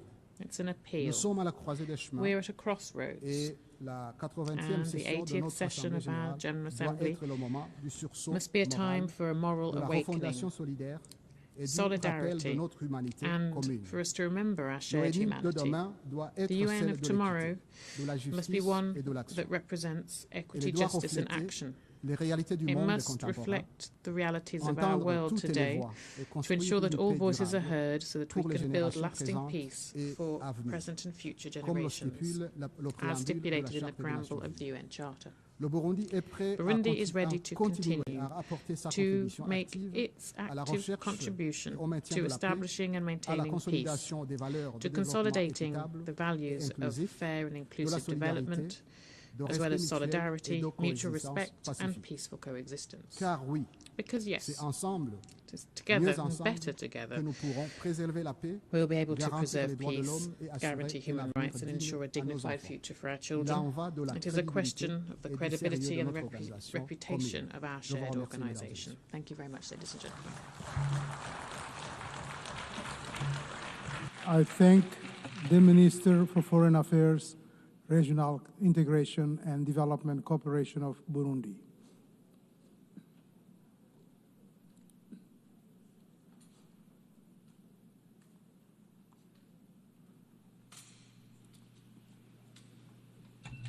I now give the floor to His Excellency Ahmed Attaf, Minister of State, Minister for Foreign Affairs, National Community Abroad, and African Affairs of Algeria.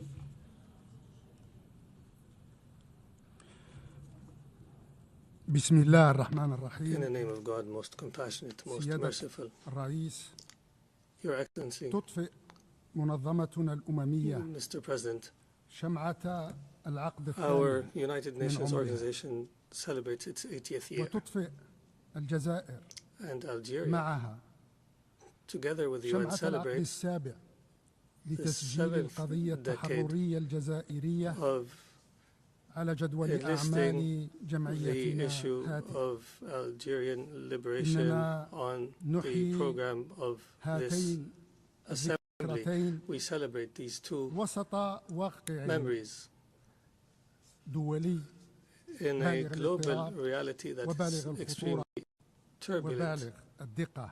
and intricate. واقع دولي It is an تراكمت فيه international الأزمات والصراعات reality حين where غابت الحلول conflicts have والتسويات. accumulated while واقع دولي settlements are تسارع absent. فيه A reality الثورات where التكنولوجية في شتى technological أنواعها revolutions في حين have تعمقت proliferated واتسعت while الهوة the التنموية بين الشمال development والجنوب. gap has expanded between the واقع north and the دولي south. تكاثرت A فيه المواثيق reality where والعهود instruments and والالتزامات treaties and في commitments حين are شح abundant, الامتثال while بنصها implementation وروحها and على commitment حد to their سواء. letter and spirit are scarce. أمام هذا المشهد المتأزم In this complex situation, منظمتنا الأممية our organization مكبلة الفعل is incapable مغيبة الصوت and ومهمشة voiceless الدور. and marginalized. مبادئها المكرسة تنتهك Its enshrined principles are وقراراتها violated, المعتمدة and its adopted لا resolutions تجد طريقا للنفاذ are not implemented. وتعددية الأطراف Multilateralism that has been established by the United Nations is being manipulated by unilateral action and self-serving conflicts. The responsibility is entirely upon us, the member states, to restore respect for international law and to restore effectiveness to multilateralism. And we are similarly responsible for empowering the United Nations to restore its status as the beating heart of the international system based on the rule of law. إن الحديث عن ذكرى تأسيس منظمتنا الأممية The memory of establishing our United Nations must lead us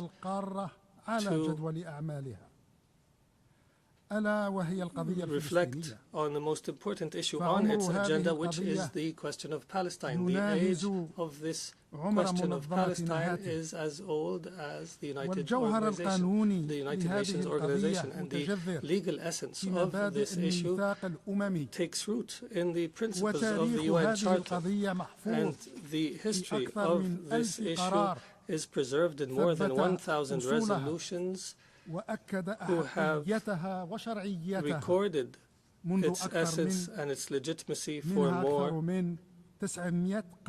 through more than 900 resolutions adopted by the General Assembly and close to 100 resolutions adopted by the Security Council.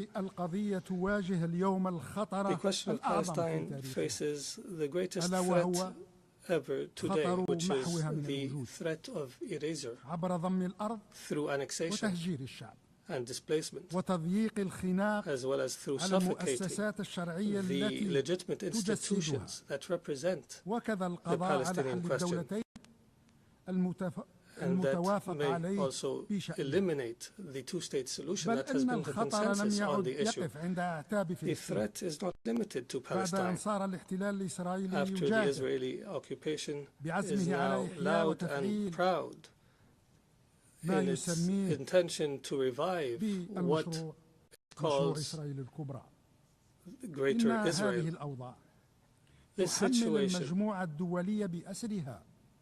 makes it incumbent on the international community as a whole to uphold the responsibilities. We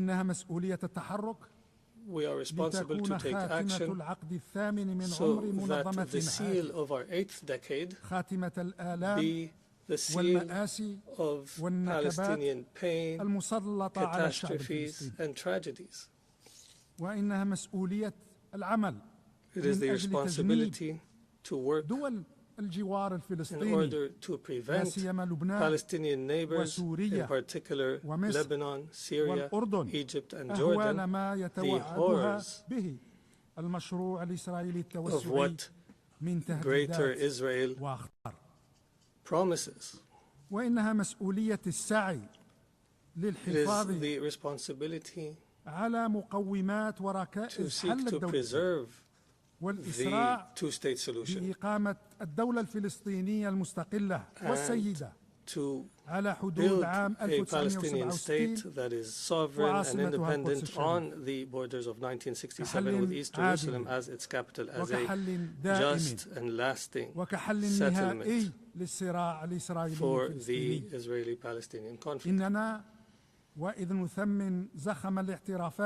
We appreciate the increasing recognition of the state of Palestine, and we also reiterate the call launched by our President Abdelmajid Tebboune to empower the state of Palestine with a full-fledged membership in the United Nations.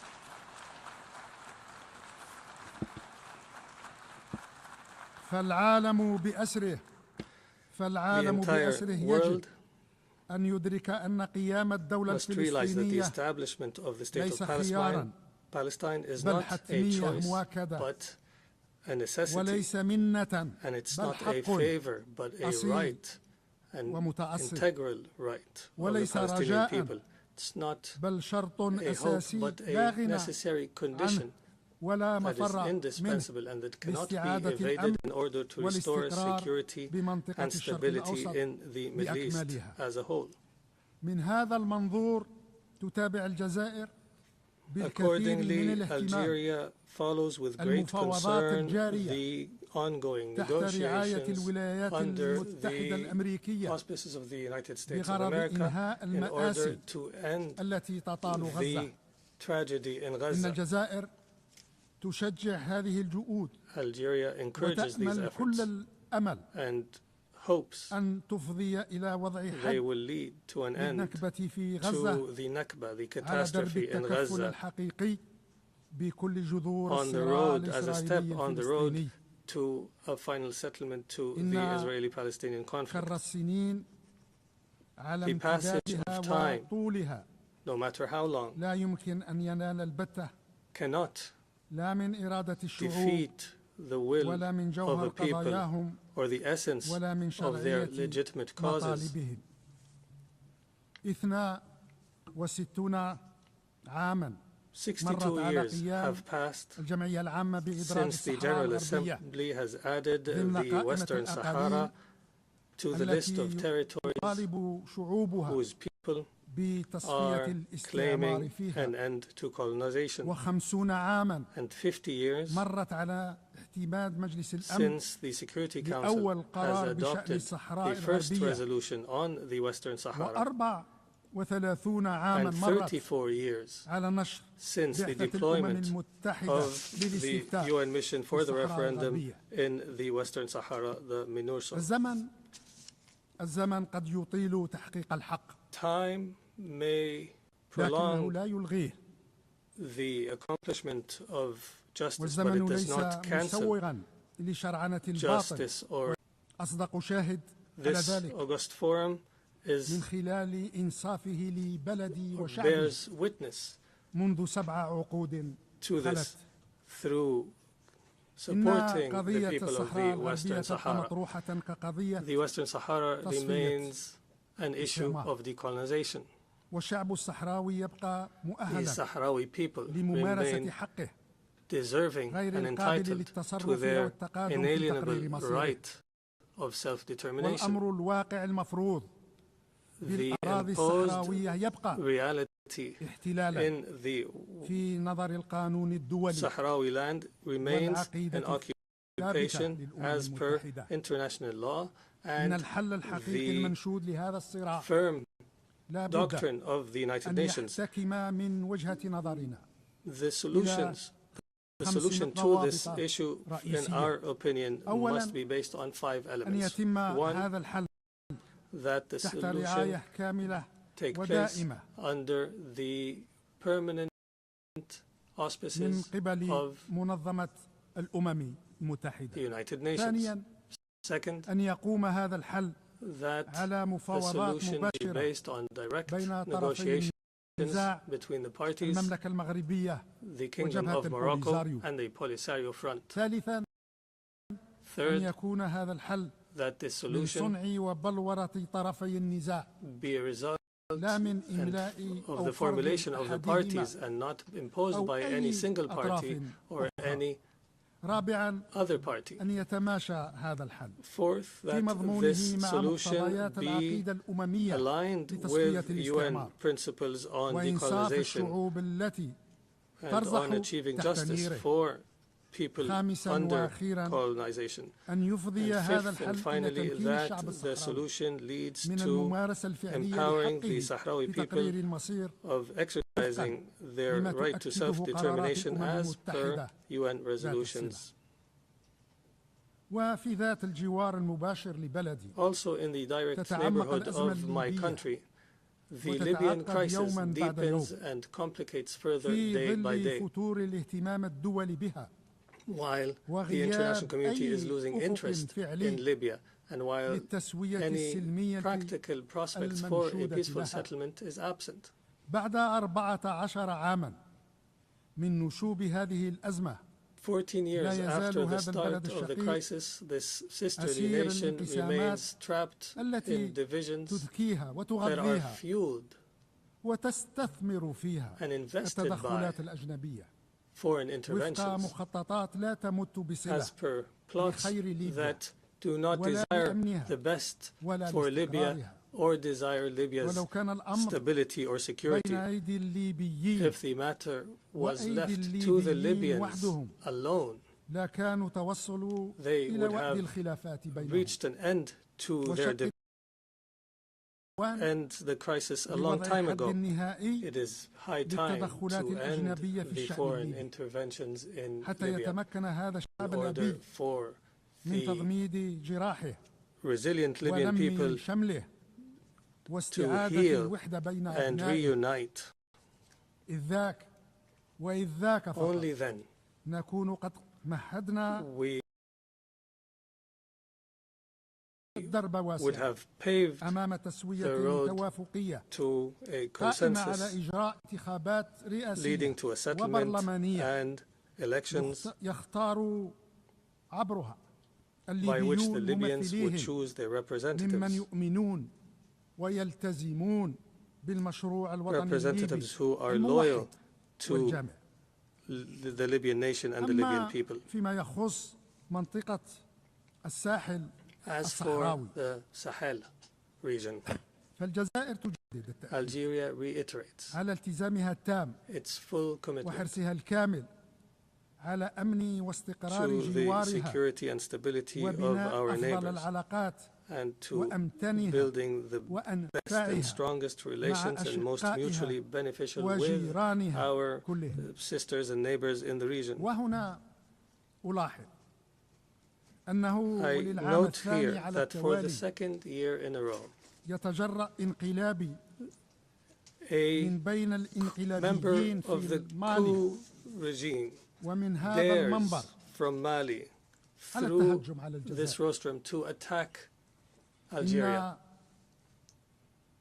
قمم الوقاحة It is the height والدناءة of والوضاعة rudeness التي and تسلقها vulgarity هذا الشاعر الفاشل by which this والانقلابي failed الأصيل poet has spoken. ما هي And this إلا coup plotter, هذيان it is only جندي جلف the illusion of وثرثرة a soldier, السوقية وثرثرته السوقية لا lowly تستحق conduct that does إلا not deserve الاحتقار anything ولا تثير but غير condescendence, الاشمئزاز and it only inspires واستسمحكم disgust. بأن أعيد على allow me مسامعكم هذه الجملة Repeat this last statement الأخيرة باللغة الفرنسية. in French. Les sommets de la bassesse, The depth of de la perfidy, vulgarité vulgarity, et de la grossièreté and coarseness atteint par ce faux reached poète, by this false mais vrai poet, putschiste, but genuine sont coup rien coup d'autre plotter are nothing que more l'ogoré de Soudan. than brutish Son verbiage. bavardage de caniveau His gutter ne talk mérite que mépris deserves only scorn et n'inspire que and dégoût. inspires only disgust. Je répète, I repeat, je répète, I repeat, je répète, les sommets de la once again, bassesse, the de la depth vulgarité, of perfidy, de la vulgarity, grossièreté and coarseness atteint par ce reached faux poète, by this false mais vrai poet, putschiste, but genuine ne sont rien coup d'autre que plotter are l'ogoré nothing de more Soudan. than brutish verbiage. Son bavardage de caniveau His gutter talk ne mérite que mépris deserves only et scorn n'inspire que and dégoût. inspires only disgust. وعوض التفوق في فن تعليق Instead شماعة of الفشل على الغير excelling in وفن صرف blaming الأنظار عن others كل and إخفاقاته distracting from one's كنا own نتمنى failures, we would have hoped. ونمني أنفسنا لو أن الجندي الجلف هذا وأمثاله course soldier and تفوقوا his في فنون likes أخرى had excelled at أشرف other وأنبل disciplines that are more وأنفع noble لمالي. and more beneficial for Mali, فن السعي لاستعادة الأمن والاستقرار في such بلدهم as restoring فن العمل security and stability in their country, مستوى or the معيشة skill of شعبهم improving the living وأخيراً standards of the وليس people in آخراً Mali, and finally تمكين مالي the من skill حوكمة of تليق به empowering Mali with a وبتاريخه governance العريق that is befitting حوكمة to its متفوقة legacy بالكفاءة and great history, a governance of competence and integrity, and that is loyal. The Republic of Mali deserves better than those coup plotters and conspirators. Algeria fully understands that this sisterly nation cannot be reduced to a few that do not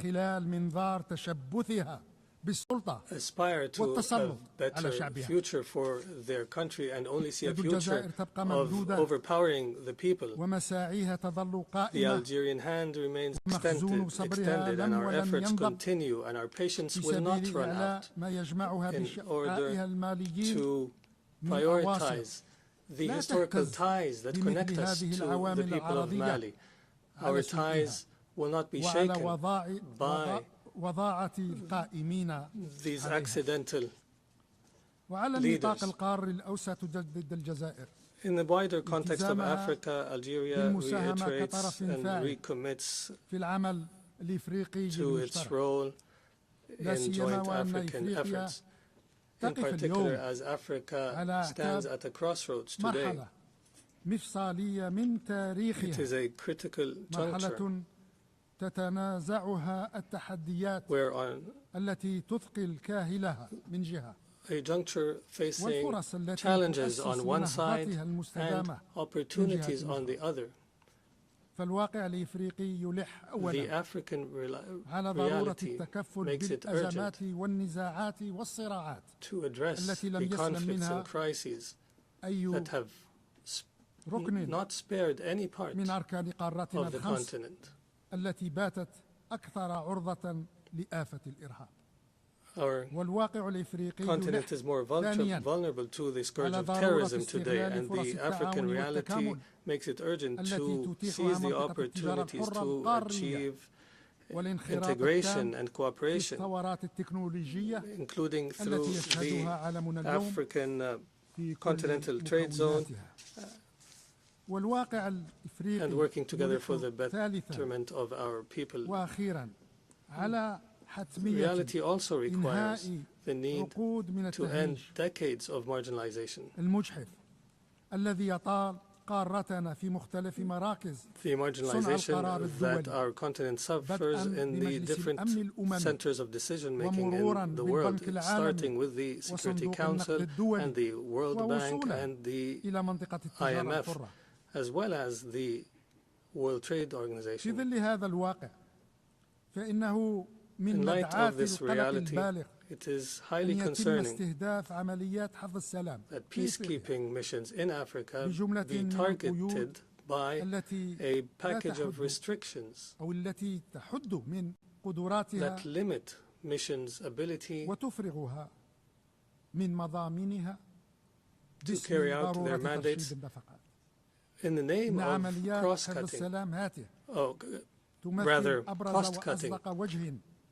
Peacekeeping missions are the most prominent and essential manifestation of international commitment to security and stability in the African continent. Undermining the missions means undermining this essence and commitment to the collective security on which this organization is based.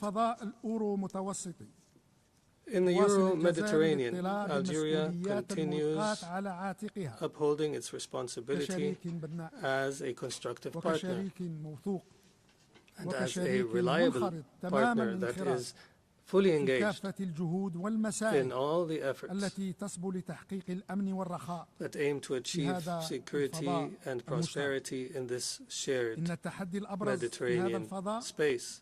The most pressing challenge in the Mediterranean, represented in the trilogy of security, development, and illegal migration, requires the countries of the North Coast and the countries of the South Coast to adopt a comprehensive and inclusive approach that we hope will be the heart of what we call the new era for the Mediterranean.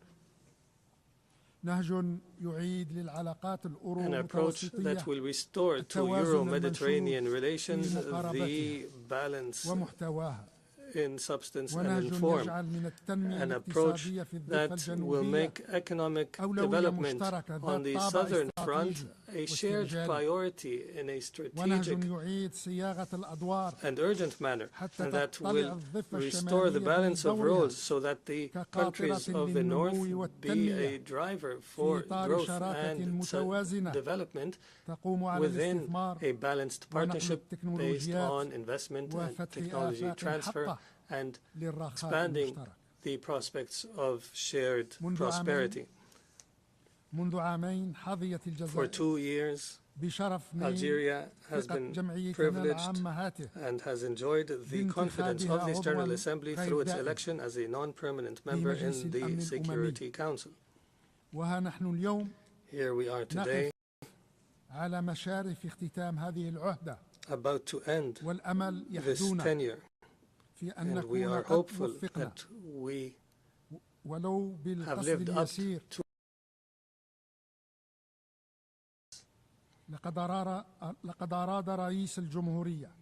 the President of the Republic, Mr.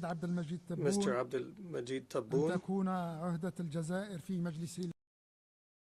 desired for Algeria's membership in the UN Security Council to be a membership of loyalty to the principles and purposes of the United Nations Charter, a loyalty to Algerians' Arab and African belonging, and loyalty to Algeria's identity and its history of struggle for freedom.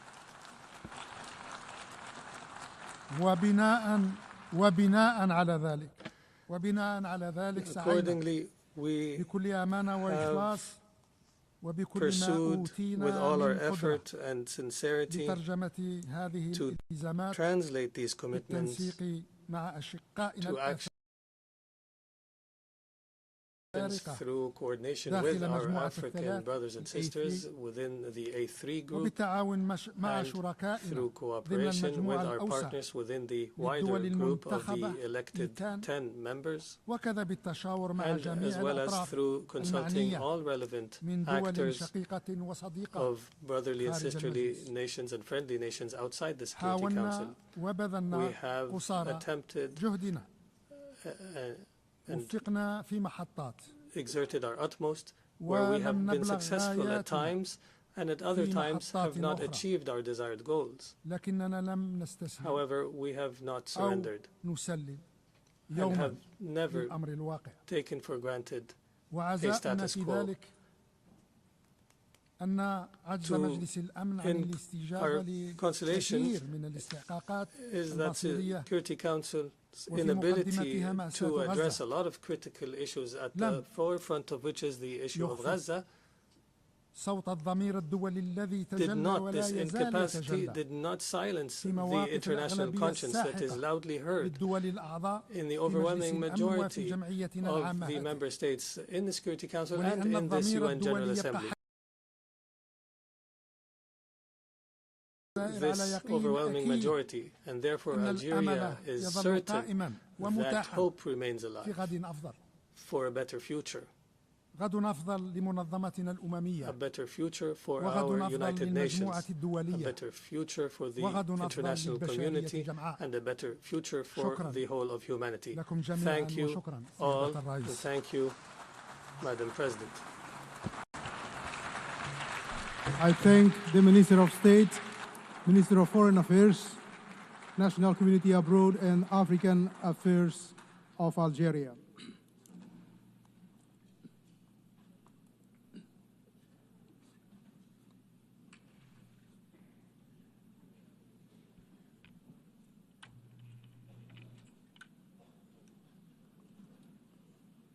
I now give the floor to His Excellency Denis Ronaldo Moncada Colindres, Minister for Foreign Affairs of Nicaragua.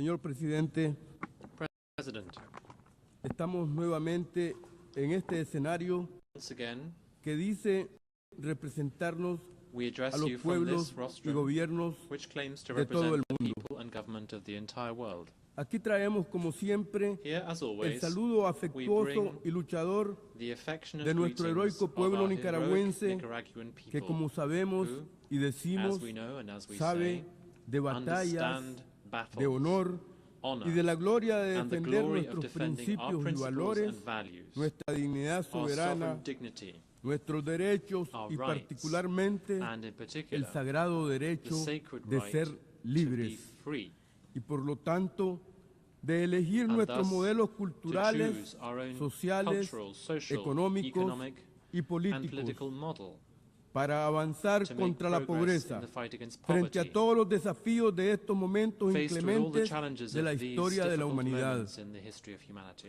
Nos presentamos aquí una We vez stand más here once again, orgullosas y proud orgullosos de nuestras hermandades of con pueblos our brothers and combativos, sisters, íntegros, our links with decentes, other como son combative, todos los decent pueblos del peoples, mundo, as are all the peoples pueblos of the y world, familias peoples que and families defendemos, whom we defend, resguardamos protect, y sostenemos and sustain nuestras in all of prerrogativas our y prerogatives creencias and beliefs, desde culturas in all the y cultures prácticas and practices que los colonialistas that e the imperialistas del colonialists mundo and han imperialists of the querido world have asaltar tried to attack, y de las que nos han and which they pretendido have tried to despojar steal from sin que us pudieran, without y being sabemos successful que in that no effort, podrán. and we know that they will not En ever estas be successful circunstancias in that cruciales effort. de la historia humana At this se critical repite la juncture, disyuntiva, the la dilemma dualidad is eterna, repeated, el the conflicto eternal nunca duality, resuelto the never entre la resolved paz conflict y la between guerra, peace and war, entre la vida between y la muerte, life and death, entre la pretensión between the supremacista de supremacist aniquilar, attempt to someter annihilate, y subjugate, apropiarse and de nuestras appropriate our culturas cultures, y nuestro deber and our de defender duty to defend nuestros our spiritual, patrimonios social, espirituales, and material sociales heritage. y materiales.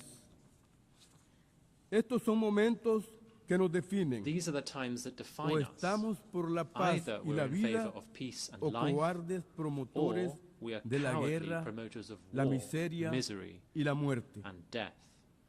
Para Nicaragua, bendita Nicaragua, y siempre digna, blessed and always soberana, dignified, libre, sovereign, no hay disyuntiva. forever free, there is no Somos choice. vida, We are life, salud, health, fuerza, fortaleza. strength, and Somos luz y steadfastness. verdad, como decía nuestro inmortal general Sandino. in proud and Y undefeated somos hope. conciencia We y are valentía light and alzadas, truth, as our dispuestos a immortal servir General a las Sandino causas said, sublimes y and we are superiores also de inspired la conscience humanidad, and courage, willing al to bien supremo de serve todas y the todos, superior a la causes of humanity, concordia, the al supreme good of all, entendimiento, a la concord, comprensión, understanding, a la sensitivity, fraternidad, fraternity, a la convivencia coexistence, y a la and cooperation cooperación entre among todas all y people todos para in compartir order to share los bienes the goods que son that belong de to todas everyone. y todos. El futuro está The hecho future del is vigor y made la gloria of de the nuestros glory of our pueblos, people, que sabemos who que know luchar y vencer that son fighting sinónimos and overcoming y que siendo are synonyms, la lucha el más that alto struggle de is los the highest cantos, of all songs, luchar and es that to crear fight las necesarias means creating the victorias victories del bien necessary común. for the common good. La familia humana The exige human family respeto y demands paz. respect and peace. La familia The humana human family exige demands encuentros solidarios solidarity, entre inspired seres que encounters between somos beings who are iguales en equal todos in los every sentidos way, y and who are complementarios also complementary también en todos los in every sentidos. way. La familia humana The human exige family respeto demands respect a todos los for acuerdos all que of hace those agreements 80 that were años se made 80 tomaron years ago al crear las when the Naciones United Nations was Unidas established para detener las in order to guerras stop y wars hacer de and la to paz build firme, lasting peace duradera, and justice, de la justicia, the treasure un tesoro and y un patrimony patrimonio of de todas all y human todos. beings. La familia humana The human espera, family hopes, confía, trusts, propone y al mismo proposes, and at tiempo the same time reclama, insists demanda, requiere on unión and para demands alcanzar la union to plenitud reach de la the fullness of inteligencia, intelligence, la serenidad, serenity, la sabiduría, wisdom, la calma calm, y la humildad and humility, indispensables para indispensable construir, to build ya no para and no destruir. longer to destroy. Nos referimos a todos los temas que We're resultan referring to all the prioritarios en issues that are nuestros tiempos. priorities in our time. La justicia Climate climática, justice, las indemnizaciones o reparaciones compensation a and quienes han sufrido reparations to those y who have endured padecido and las suffered desgracias y the los males misfortunes and generados por el evils egoísmo y brought la about by avaricia del selfishness and the greed colonialismo, of el imperialismo, colonialism, el imperialism, racismo y racism, todas las formas all abominables of y the oprobiosas de abominable, opresión, discriminación, disgraceful forms of oppression, esclavitud discrimination, y negación slavery, and de denial nuestra of our condición condition y calidad and de seres quality humanos. as human beings. Denunciamos y condenamos como pueblos As agraviados por la peoples discriminación aggrieved by xenófoba xenophobic y la discrimination and barbarie, barbarism, we la hereby brutalidad denounce y la falta completa de compasión con la que hemos sido y plundering somos and looting of tratados what is ours. en países cuya riqueza está We construida denounce the sobre el brutality and complete expolio lack of y compassion el with which we saqueo have been and are de las still treated nuestras. by countries whose wealth is built on Denunciamos y looting our condenamos wealth. junto a todos los pueblos del Together with all mundo peoples of the las world, horrorosas, odiosas y we execrables condemn políticas de categorically criminal the bloqueo hateful, económico, execrable agresiones con policies medidas of coercitivas, criminal economic arbitrarias, blockade, unilaterales aggression through y las coercive, terribles arbitrary, políticas unilateral migratorias measures, as well as the que desconocen el derecho migration humano, policies which ignore que human violan rights, los derechos which humanos violate human y que rights, son and reflejo are a y reflection espejo and a del mirror of the egoísmo y el selfishness and desprecio contempt de quienes se of those creen who believe that dueños they del own the mundo. world. Aquí denunciamos y Here condenamos we nuevamente categorically condemn todos once los again atropellos all of the salvajes, savage, atroces, atrocious, incomprensibles a estas incomprehensible alturas de la vida outrages at this stage of life que las that the potencias imperialist imperialistas powers despliegan deploy con sus políticas through their económicas, economic, cultural, culturales and y trade comerciales, policies, pretendiendo continuar seeking to dominándonos continue e dominating us intentando burdamente and grossly trying to intimidarnos intimidate con us sus estúpidos armamentos with y their foolish aparatosos armaments aparatajes and militares ostentatious military dirigidos designs contra la directed paz against peace en Asia, in Asia, África Africa, y nuestra and our América Latin American Latina Caribbean. caribeña. Denunciamos las We políticas denounce the inhumanas inhumane policies contra cada against uno de all of nosotros us en todos los in all campos, domains, migración, exclusión. migration, Denunciamos and y condenamos los we imperdonables denounce and condemn e the injustificables unforgivable and insultos y unjustifiable amenazas, insults ese inaceptable terrorismo de and Estado, threats, the esos unacceptable crímenes state de lesa terrorism, humanidad these que crimes sin against ninguna humanity vergüenza se shamelessly on exhiben display, como as if derecho they were the superior superior de los prerogative of the imperialistas de la imperialists tierra. of our earth. Denunciamos y We condenamos denounce todas and las insultantes categorically y condemn vulgares all agresiones, the insulting, atrevimientos y aggression, vulgares agresiones, verbal, political, economic, atrevimientos and trade verbales, políticos, aggressions, económicos, comerciales y along with the guerreristas que bellicose constituyen también rhetoric, which delitos are de also lesa crimes humanidad, against humanity, crímenes crimes contra la against seguridad, security, la tranquilidad, tranquility, la justicia justice, y la and paz, peace. bienes supremos de These are the nuestros supreme pueblos assets of our que no peoples, pueden which ni deben they cannot manosear and must not o arrebatar. abuse or take away. Como hermanas y hermanos revolucionarios en la As patria revolutionary grande, brothers and sisters hijos e hijas de grandes in the próceres greater nuestroamericanos patriotic nation, y protagonistas de revoluciones victoriosas, sons and daughters of the great heroes ratificamos and aquí heroines of our nuestra plena e America, inequívoca protagonists solidaridad of victorious y hermandad revolutions, we once con again Cuba y reiterate Venezuela. our unequivocal solidarity Nicaragua y la with Revolución Cuba and Popular Venezuela. Sandinista, Nicaragua nos and the Sandinista identificamos Popular plenamente Revolution con las fully batallas identify y las with the victorias battles and indispensables que indispensable estamos victories that we are construyendo building in these desde lands estas tierras of freedom, de libertad, dignity, dignidad and y soberanía, sabiendo que They shall ni know nos vendemos that we will ni nos not rendimos sell jamás. out or surrender.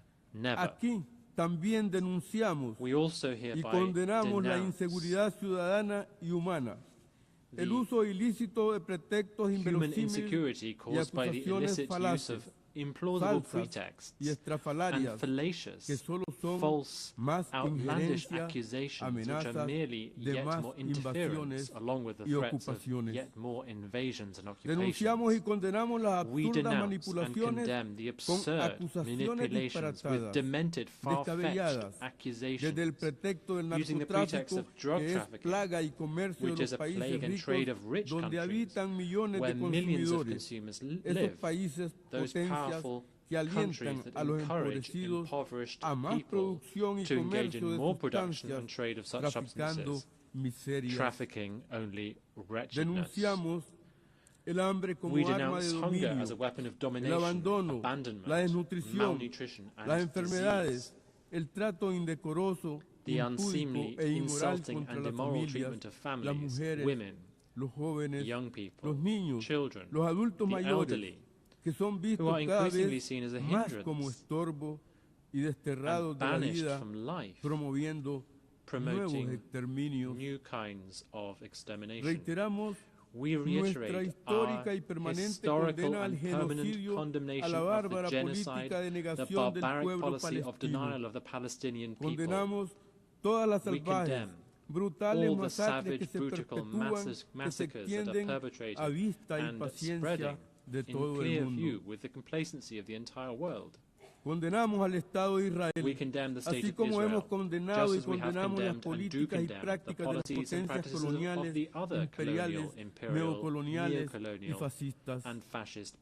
Condenamos, por tanto, el exilio del bien y todos los ataques a la vida, las libertades, la convivencia y la civilización que creíamos haber construido.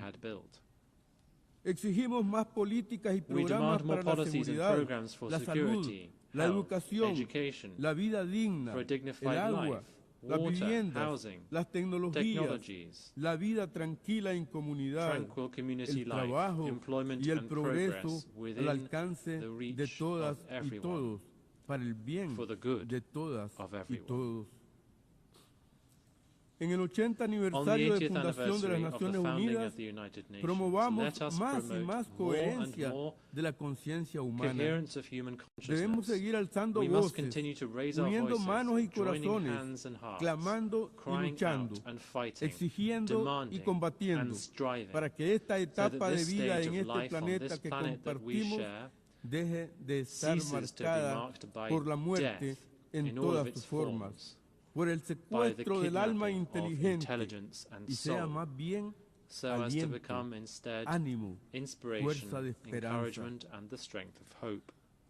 Nos llamamos a trabajar en unión sensible y sostenible, capaz, ingeniosa y creativa. Nos llamamos a seguir caminando convencidos, fuertes, construyendo unidad, construyendo hermandad, afinidad, unidad que es la verdadera fuerza, cumpliendo con el siempre más allá que como divisa espiritual profunda debería ser himno y acción cotidiano de cada una y de todas y todos.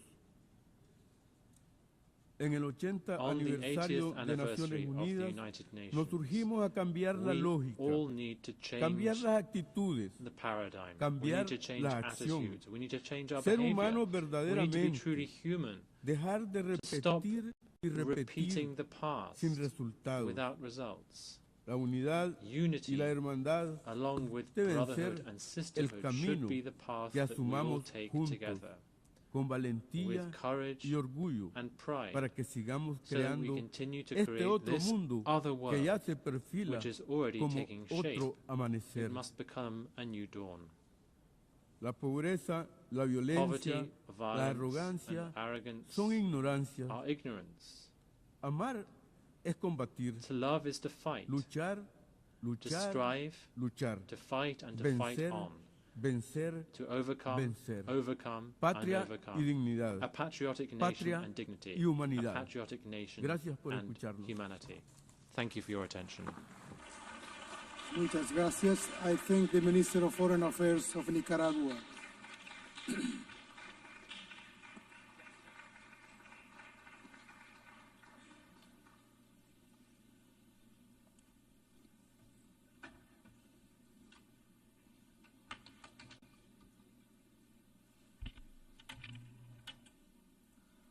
I now give the floor to His Excellency Archbishop Paul Richard Gallagher, Secretary for Relations with States of the Holy See.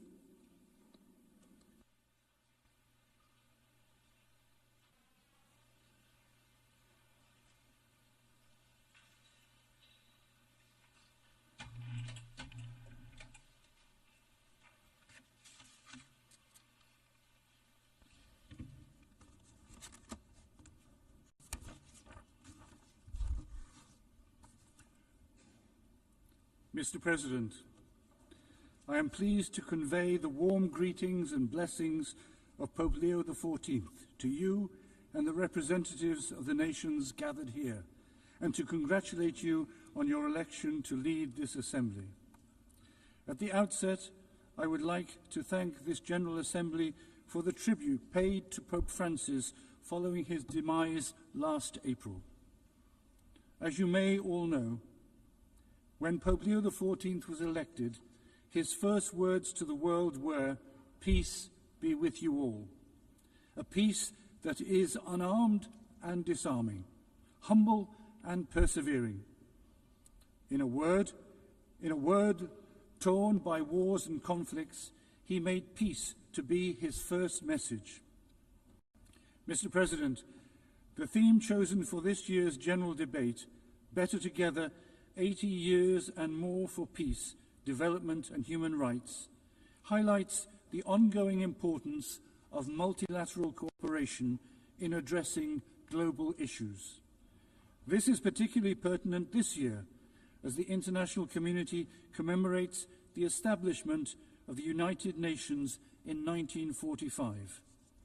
It is an opportune moment to reaffirm the organization's core values of fostering international peace, development, and universal human rights, values that are all the more important in an increasingly fragmented world. It is crucial for the international community to take collective action to prevent and end conflicts, combat poverty, and advance human rights solemnly declared in the 1948 Universal Declaration, and one of the most important achievements of this organization. It is important to remember that isolationism leads to unpredictable instability, whereas unity fosters responsible resilience and shared progress. This is strikingly evident in the current circumstances, where escalating geopolitical tensions, a raging climate crisis, widening inequalities, and rising poverty demand renewed global solidarity. The United Nations must adapt itself to a transformed world and maintain its effectiveness in the face of emerging threats such as environmental degradation and technological disruption, which no single country can tackle alone. As representatives of all the nations of the globe, we are united by our shared humanity, created in the image and likeness of God, called to live in fraternity, solidarity, and mutual respect. In a world grappling with mounting challenges, it is necessary to recommit to the foundational pillars of peace, justice, and truth. It is imperative to explore and build on these pillars, while drawing lessons from history to forge a more equitable future. Mr. President, of the many crises currently affecting the international community, the war in Ukraine turns vibrant cities into piles of rubble and extinguishing the smiles of children who should be growing up playing games instead of living amid the constant sound of sirens and in shelters. This war must end now. The Holy See renews the appeal made by Pope Leo XIV for an immediate ceasefire, which will pave the way for sincere and courageous dialogue. The Holy See is paying close attention to the situation in the Middle East with a view to achieving a just and lasting peace between Israel and Palestine based on a two-state solution in accordance with international law and all relevant United Nations resolutions. Pope Leo XIV implored that all the hostages be freed, that a permanent ceasefire be reached, that the safe entry of humanitarian aid be facilitated, and that humanitarian law be fully respected, especially the obligations to protect civilians as well as prohibitions of collective punishment, indiscriminate use of force, and the forced displacement of the population. Moreover, an equitable solution to the issue of Jerusalem based on international resolutions is essential for achieving a just and permanent peace. Any unilateral decision or action which alters the special status of Jerusalem and the status quo is morally and legally unacceptable. With regard to Syria, the Holy See supports the importance of a peaceful and just transition in the country, as well as the protection of the rights of Syrians of all ethnic and religious backgrounds without discrimination. The instability afflicting many African states generates profound and interconnected challenges. In this scenario, the Sahel, Cabo Delgado, and some areas of the Horn of Africa emerge as zones of instability. In fact, the jihadist threat, endemic poverty, illicit trafficking, the climate crisis, and internal conflicts converge in a spiral that puts the lives of millions of people at risk, despite the efforts of local governments. In the face of these challenges, the resilience of African communities, especially young people, remains an essential resource that must be supported with targeted investments in education, health, infrastructure, and inclusive governance models. More than ever, a coherent and lasting commitment by the international community is essential to support African countries on their path to stability, peace. The Eastern Democratic Republic of Congo is a source of concern for the Holy See.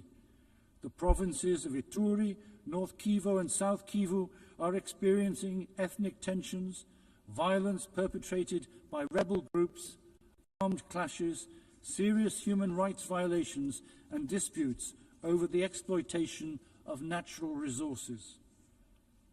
The Holy See welcomes the signing of the Comprehensive Peace Agreement between the DRC and the M23 armed group, as well as the peace agreement signed by the Congolese and Rwandan foreign ministers, which aims to end the decades of fighting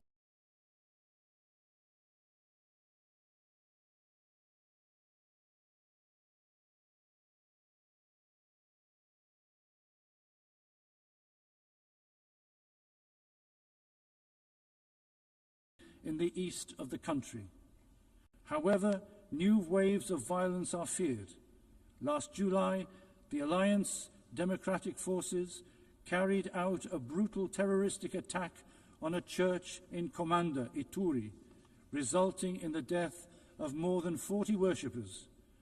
The withdrawal of MONUSCO raises questions about its ability to fulfill its mandate and address ongoing challenges.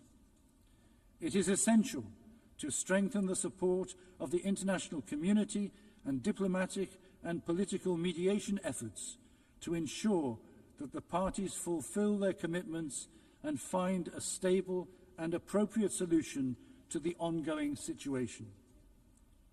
The fratricidal conflict in Sudan is also a source of grave concern. The Holy See strongly renews its appeal for an immediate cessation of hostilities and the commencement of genuine negotiations, the only means by which all Sudanese people can forge a future of peace and reconciliation.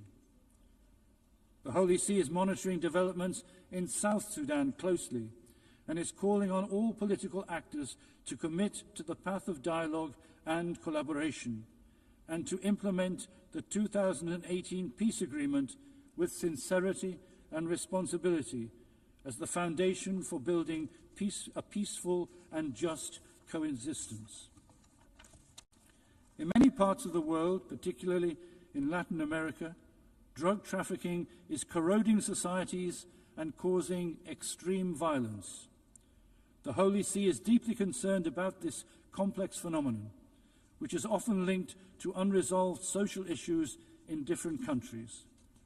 Alongside joint efforts by states to combat drug trafficking, the Holy See emphasizes the importance of investing in human development such as education and job creation to prevent people from unwittingly becoming involved.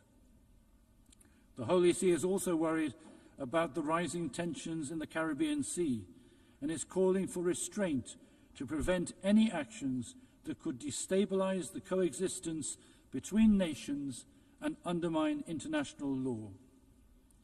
The dramatic situation in Haiti is also being closely followed by the Holy See. The country is plagued by violence of all kinds, human trafficking, forced exile, and kidnappings. The Holy See hopes that with the necessary and concrete support of the international community, the social and institutional conditions can be created to enable Haitians to progress towards peace and security. The Holy See is paying close attention to the situation in Nicaragua and hopes that religious freedom and other fundamental rights of individuals and society will be adequately guaranteed. The Holy See reiterates the need for sincere, respectful, and constructive engagement in dialogue aimed at finding solutions that will foster peace and harmony in the country. Turning to Southeast Asia, numerous situations of instability and conflict are further exacerbating long-standing humanitarian concerns. In Myanmar, 4.5 years of internal conflict have left the local population devastated. In this situation of enduring conflict, transnational crime is on the rise.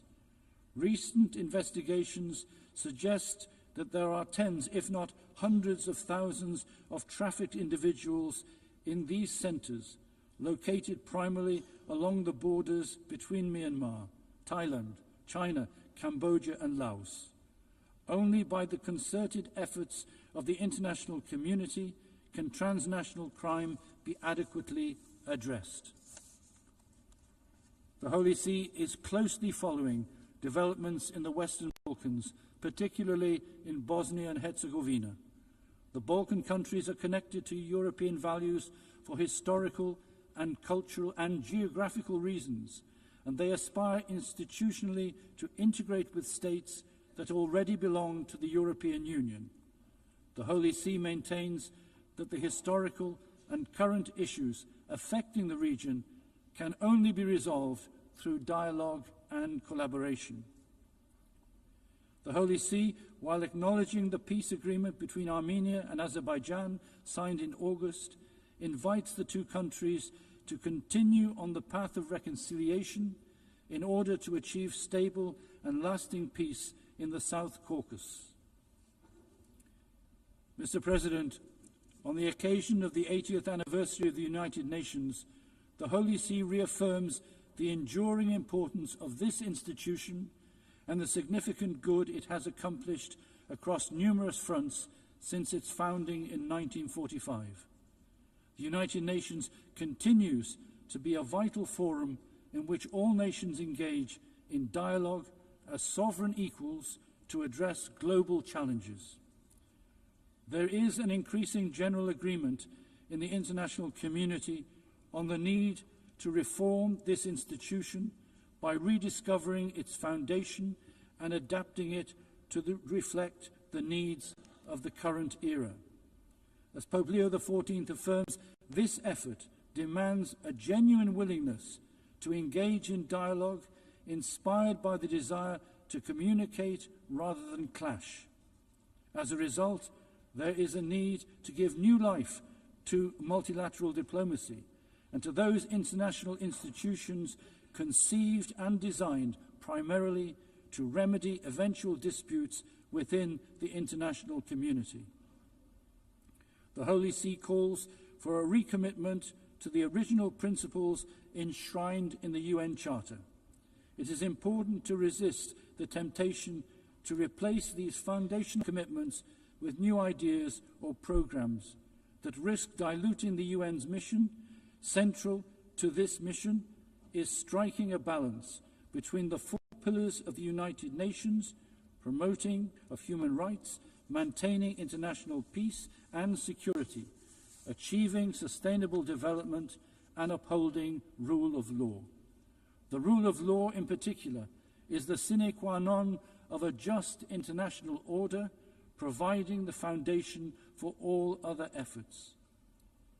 This anniversary provides an opportunity to reinforce the United Nations position as a beacon of hope and a force for good in addressing humanity's most urgent needs.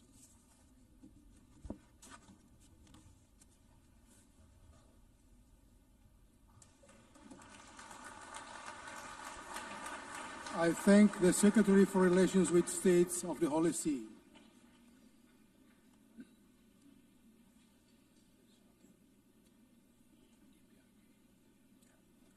I now give the floor to His Excellency Kim Song-yong, Vice Minister for Foreign Affairs of the Democratic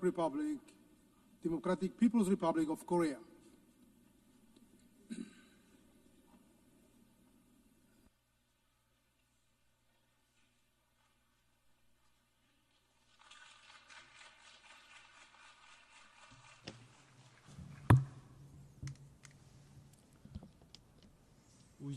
Madam President,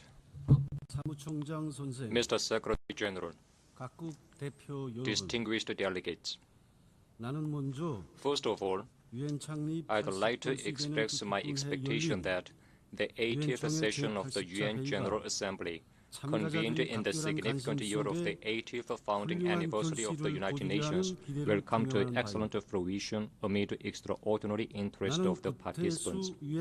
Taking note of the opening address of Mr. Guterres and the UN Secretary General, on September 3, I commend his assertion that the role of the UN, the one-of-a-kind podium, should be enhanced, since an individual state cannot address issues alone, and that the UN should be reformed to fit for the 21st century. As reflected in the theme of the current session, Better Together, 80 years and more for peace, development, and human rights, we are now at a crucial watershed, where we all look back on the 80-year-long history of the United Nations and chart the future. 80 years ago from now, humankind adopted the UN Charter on the debris of the disastrous war, thereby laying a cornerstone for the contemporary international relations and establishing the most inclusive international organization, the United Nations. Since its foundation, the UN has made remarkable successes in various fields, including peace and security and socio-economic development, by accelerating decolonization worldwide and leading the codification of universal norms of international law. Despite many twists and turns, it is fortunate that a new world war has not broken out. It can be said to be a desired result of the main spirit of the UN Charter to save succeeding generations from the scourge of the World War, which twice has brought untold sorrow to mankind. We cannot underestimate the role that the UN played in promoting cooperation among nations in the socio-economic fields such as poverty eradication and fight against communicable diseases, and in propelling sustainable development at a global level. However, in the annals of the UN history, disgraceful pages are also recorded, where the title of the UN, overwhelmed by high-handedness and arbitrariness of the hegemonic forces, was abused in exerting pressure to deprive sovereign states of their legitimate right to normal development, quite contrary to the spirit of the Charter. We should not feel relieved nor congratulate ourselves on the non-occurrence of the World War III for the past 80 years. Instead, we should pay due attention to the fact that the inducible threat has persisted and is now becoming more serious. We should take measures accordingly. Madam President, the international community is now witnessing the most turbulent and violent world after World War II. The modern history has recorded many incidents and events, but today the international norms and order established and consolidated along with the foundation of the UN are disregarded, and the sovereignty of a state is openly violated as never before. The indiscriminate tariff war vis-à-vis the entire world has plunged the global economy as a whole into the swamp of stagnation and instability. Even the 2030 Agenda for Sustainable Development, committed to eliminating inequality and poverty and ensuring human dignity worldwide, is denied for the reason that it does not meet the interest of an individual country. This is the stark reality.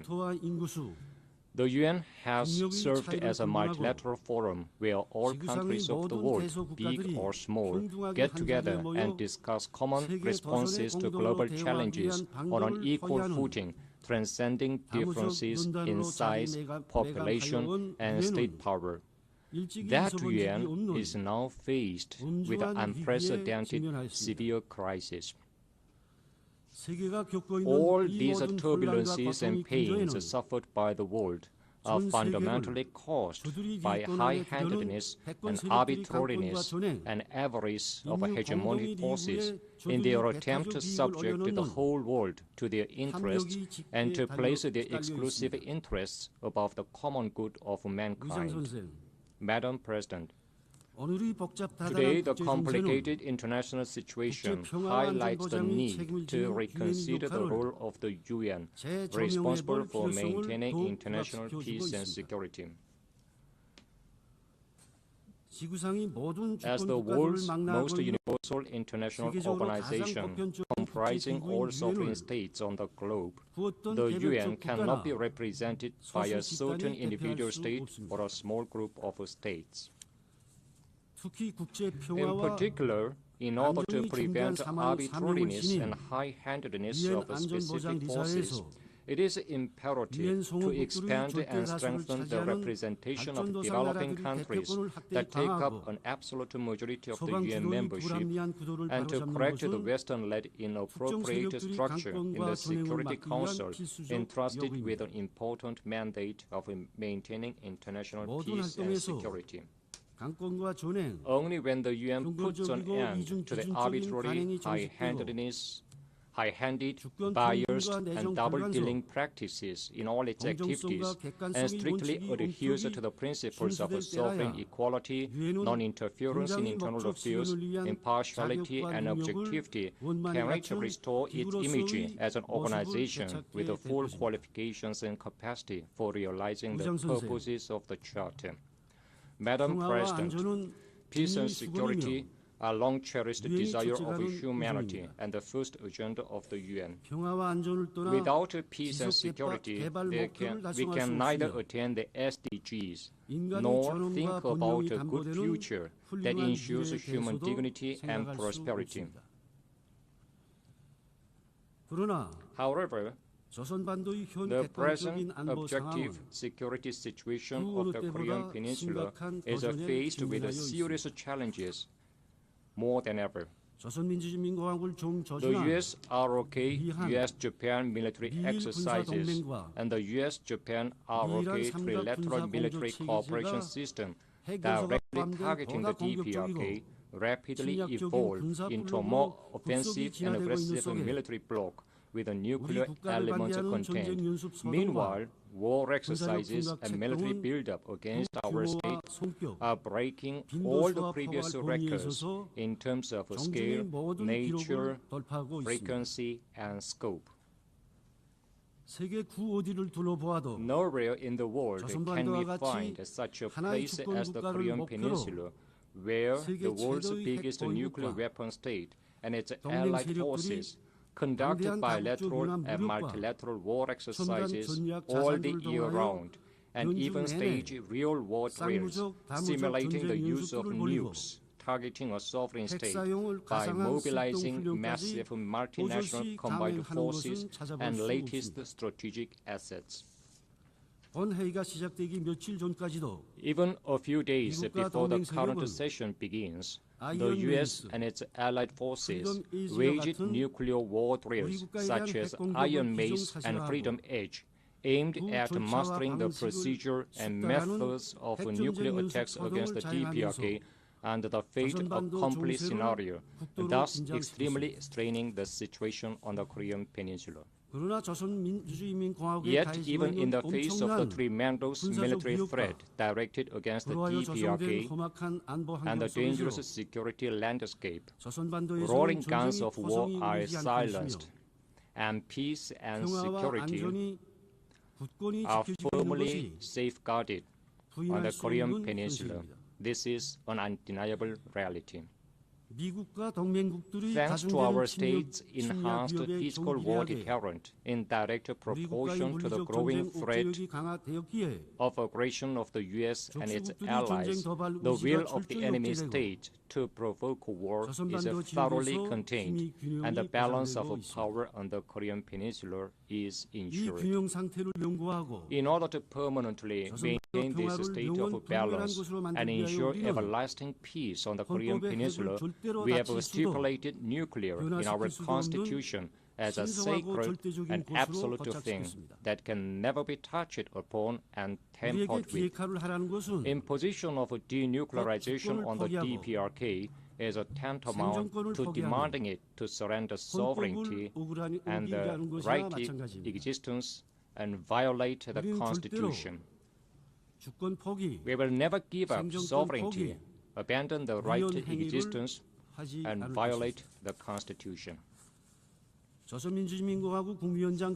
Comrade Kim Jong-un, President of the State Affairs of the DPRK, made it clear at the 13th session of the 14th Supreme People's Assembly on September 21 that our party and the government would invariably and firmly safeguard, without the slightest vacillation, the Constitution of the DPRK and its basic law on the policy of nuclear forces, perpetuating the possession of nuclear weapons, and thoroughly guarantee the supreme interest of our state.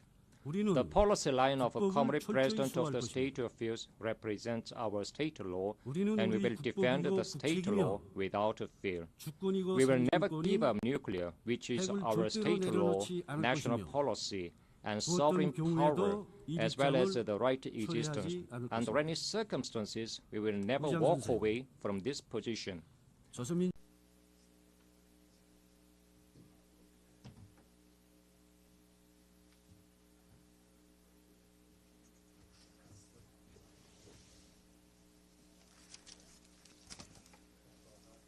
How are you?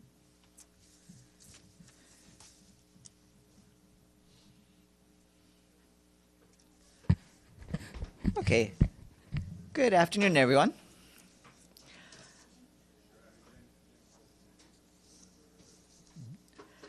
First of all, I'll just give you an update on the Secretary General's bilateral meetings. So far, the Secretary General has completed 143 bilateral meetings, and we have shared the readouts of those with you. There are still approximately 5 further bilateral meetings on the schedule.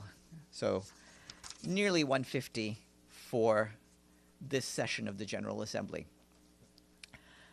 Ramiz Al-Akbarov, the Deputy Special Coordinator for the Middle East Peace Process, briefed the Security Council this morning on the implementation of Security Council Resolution 2334.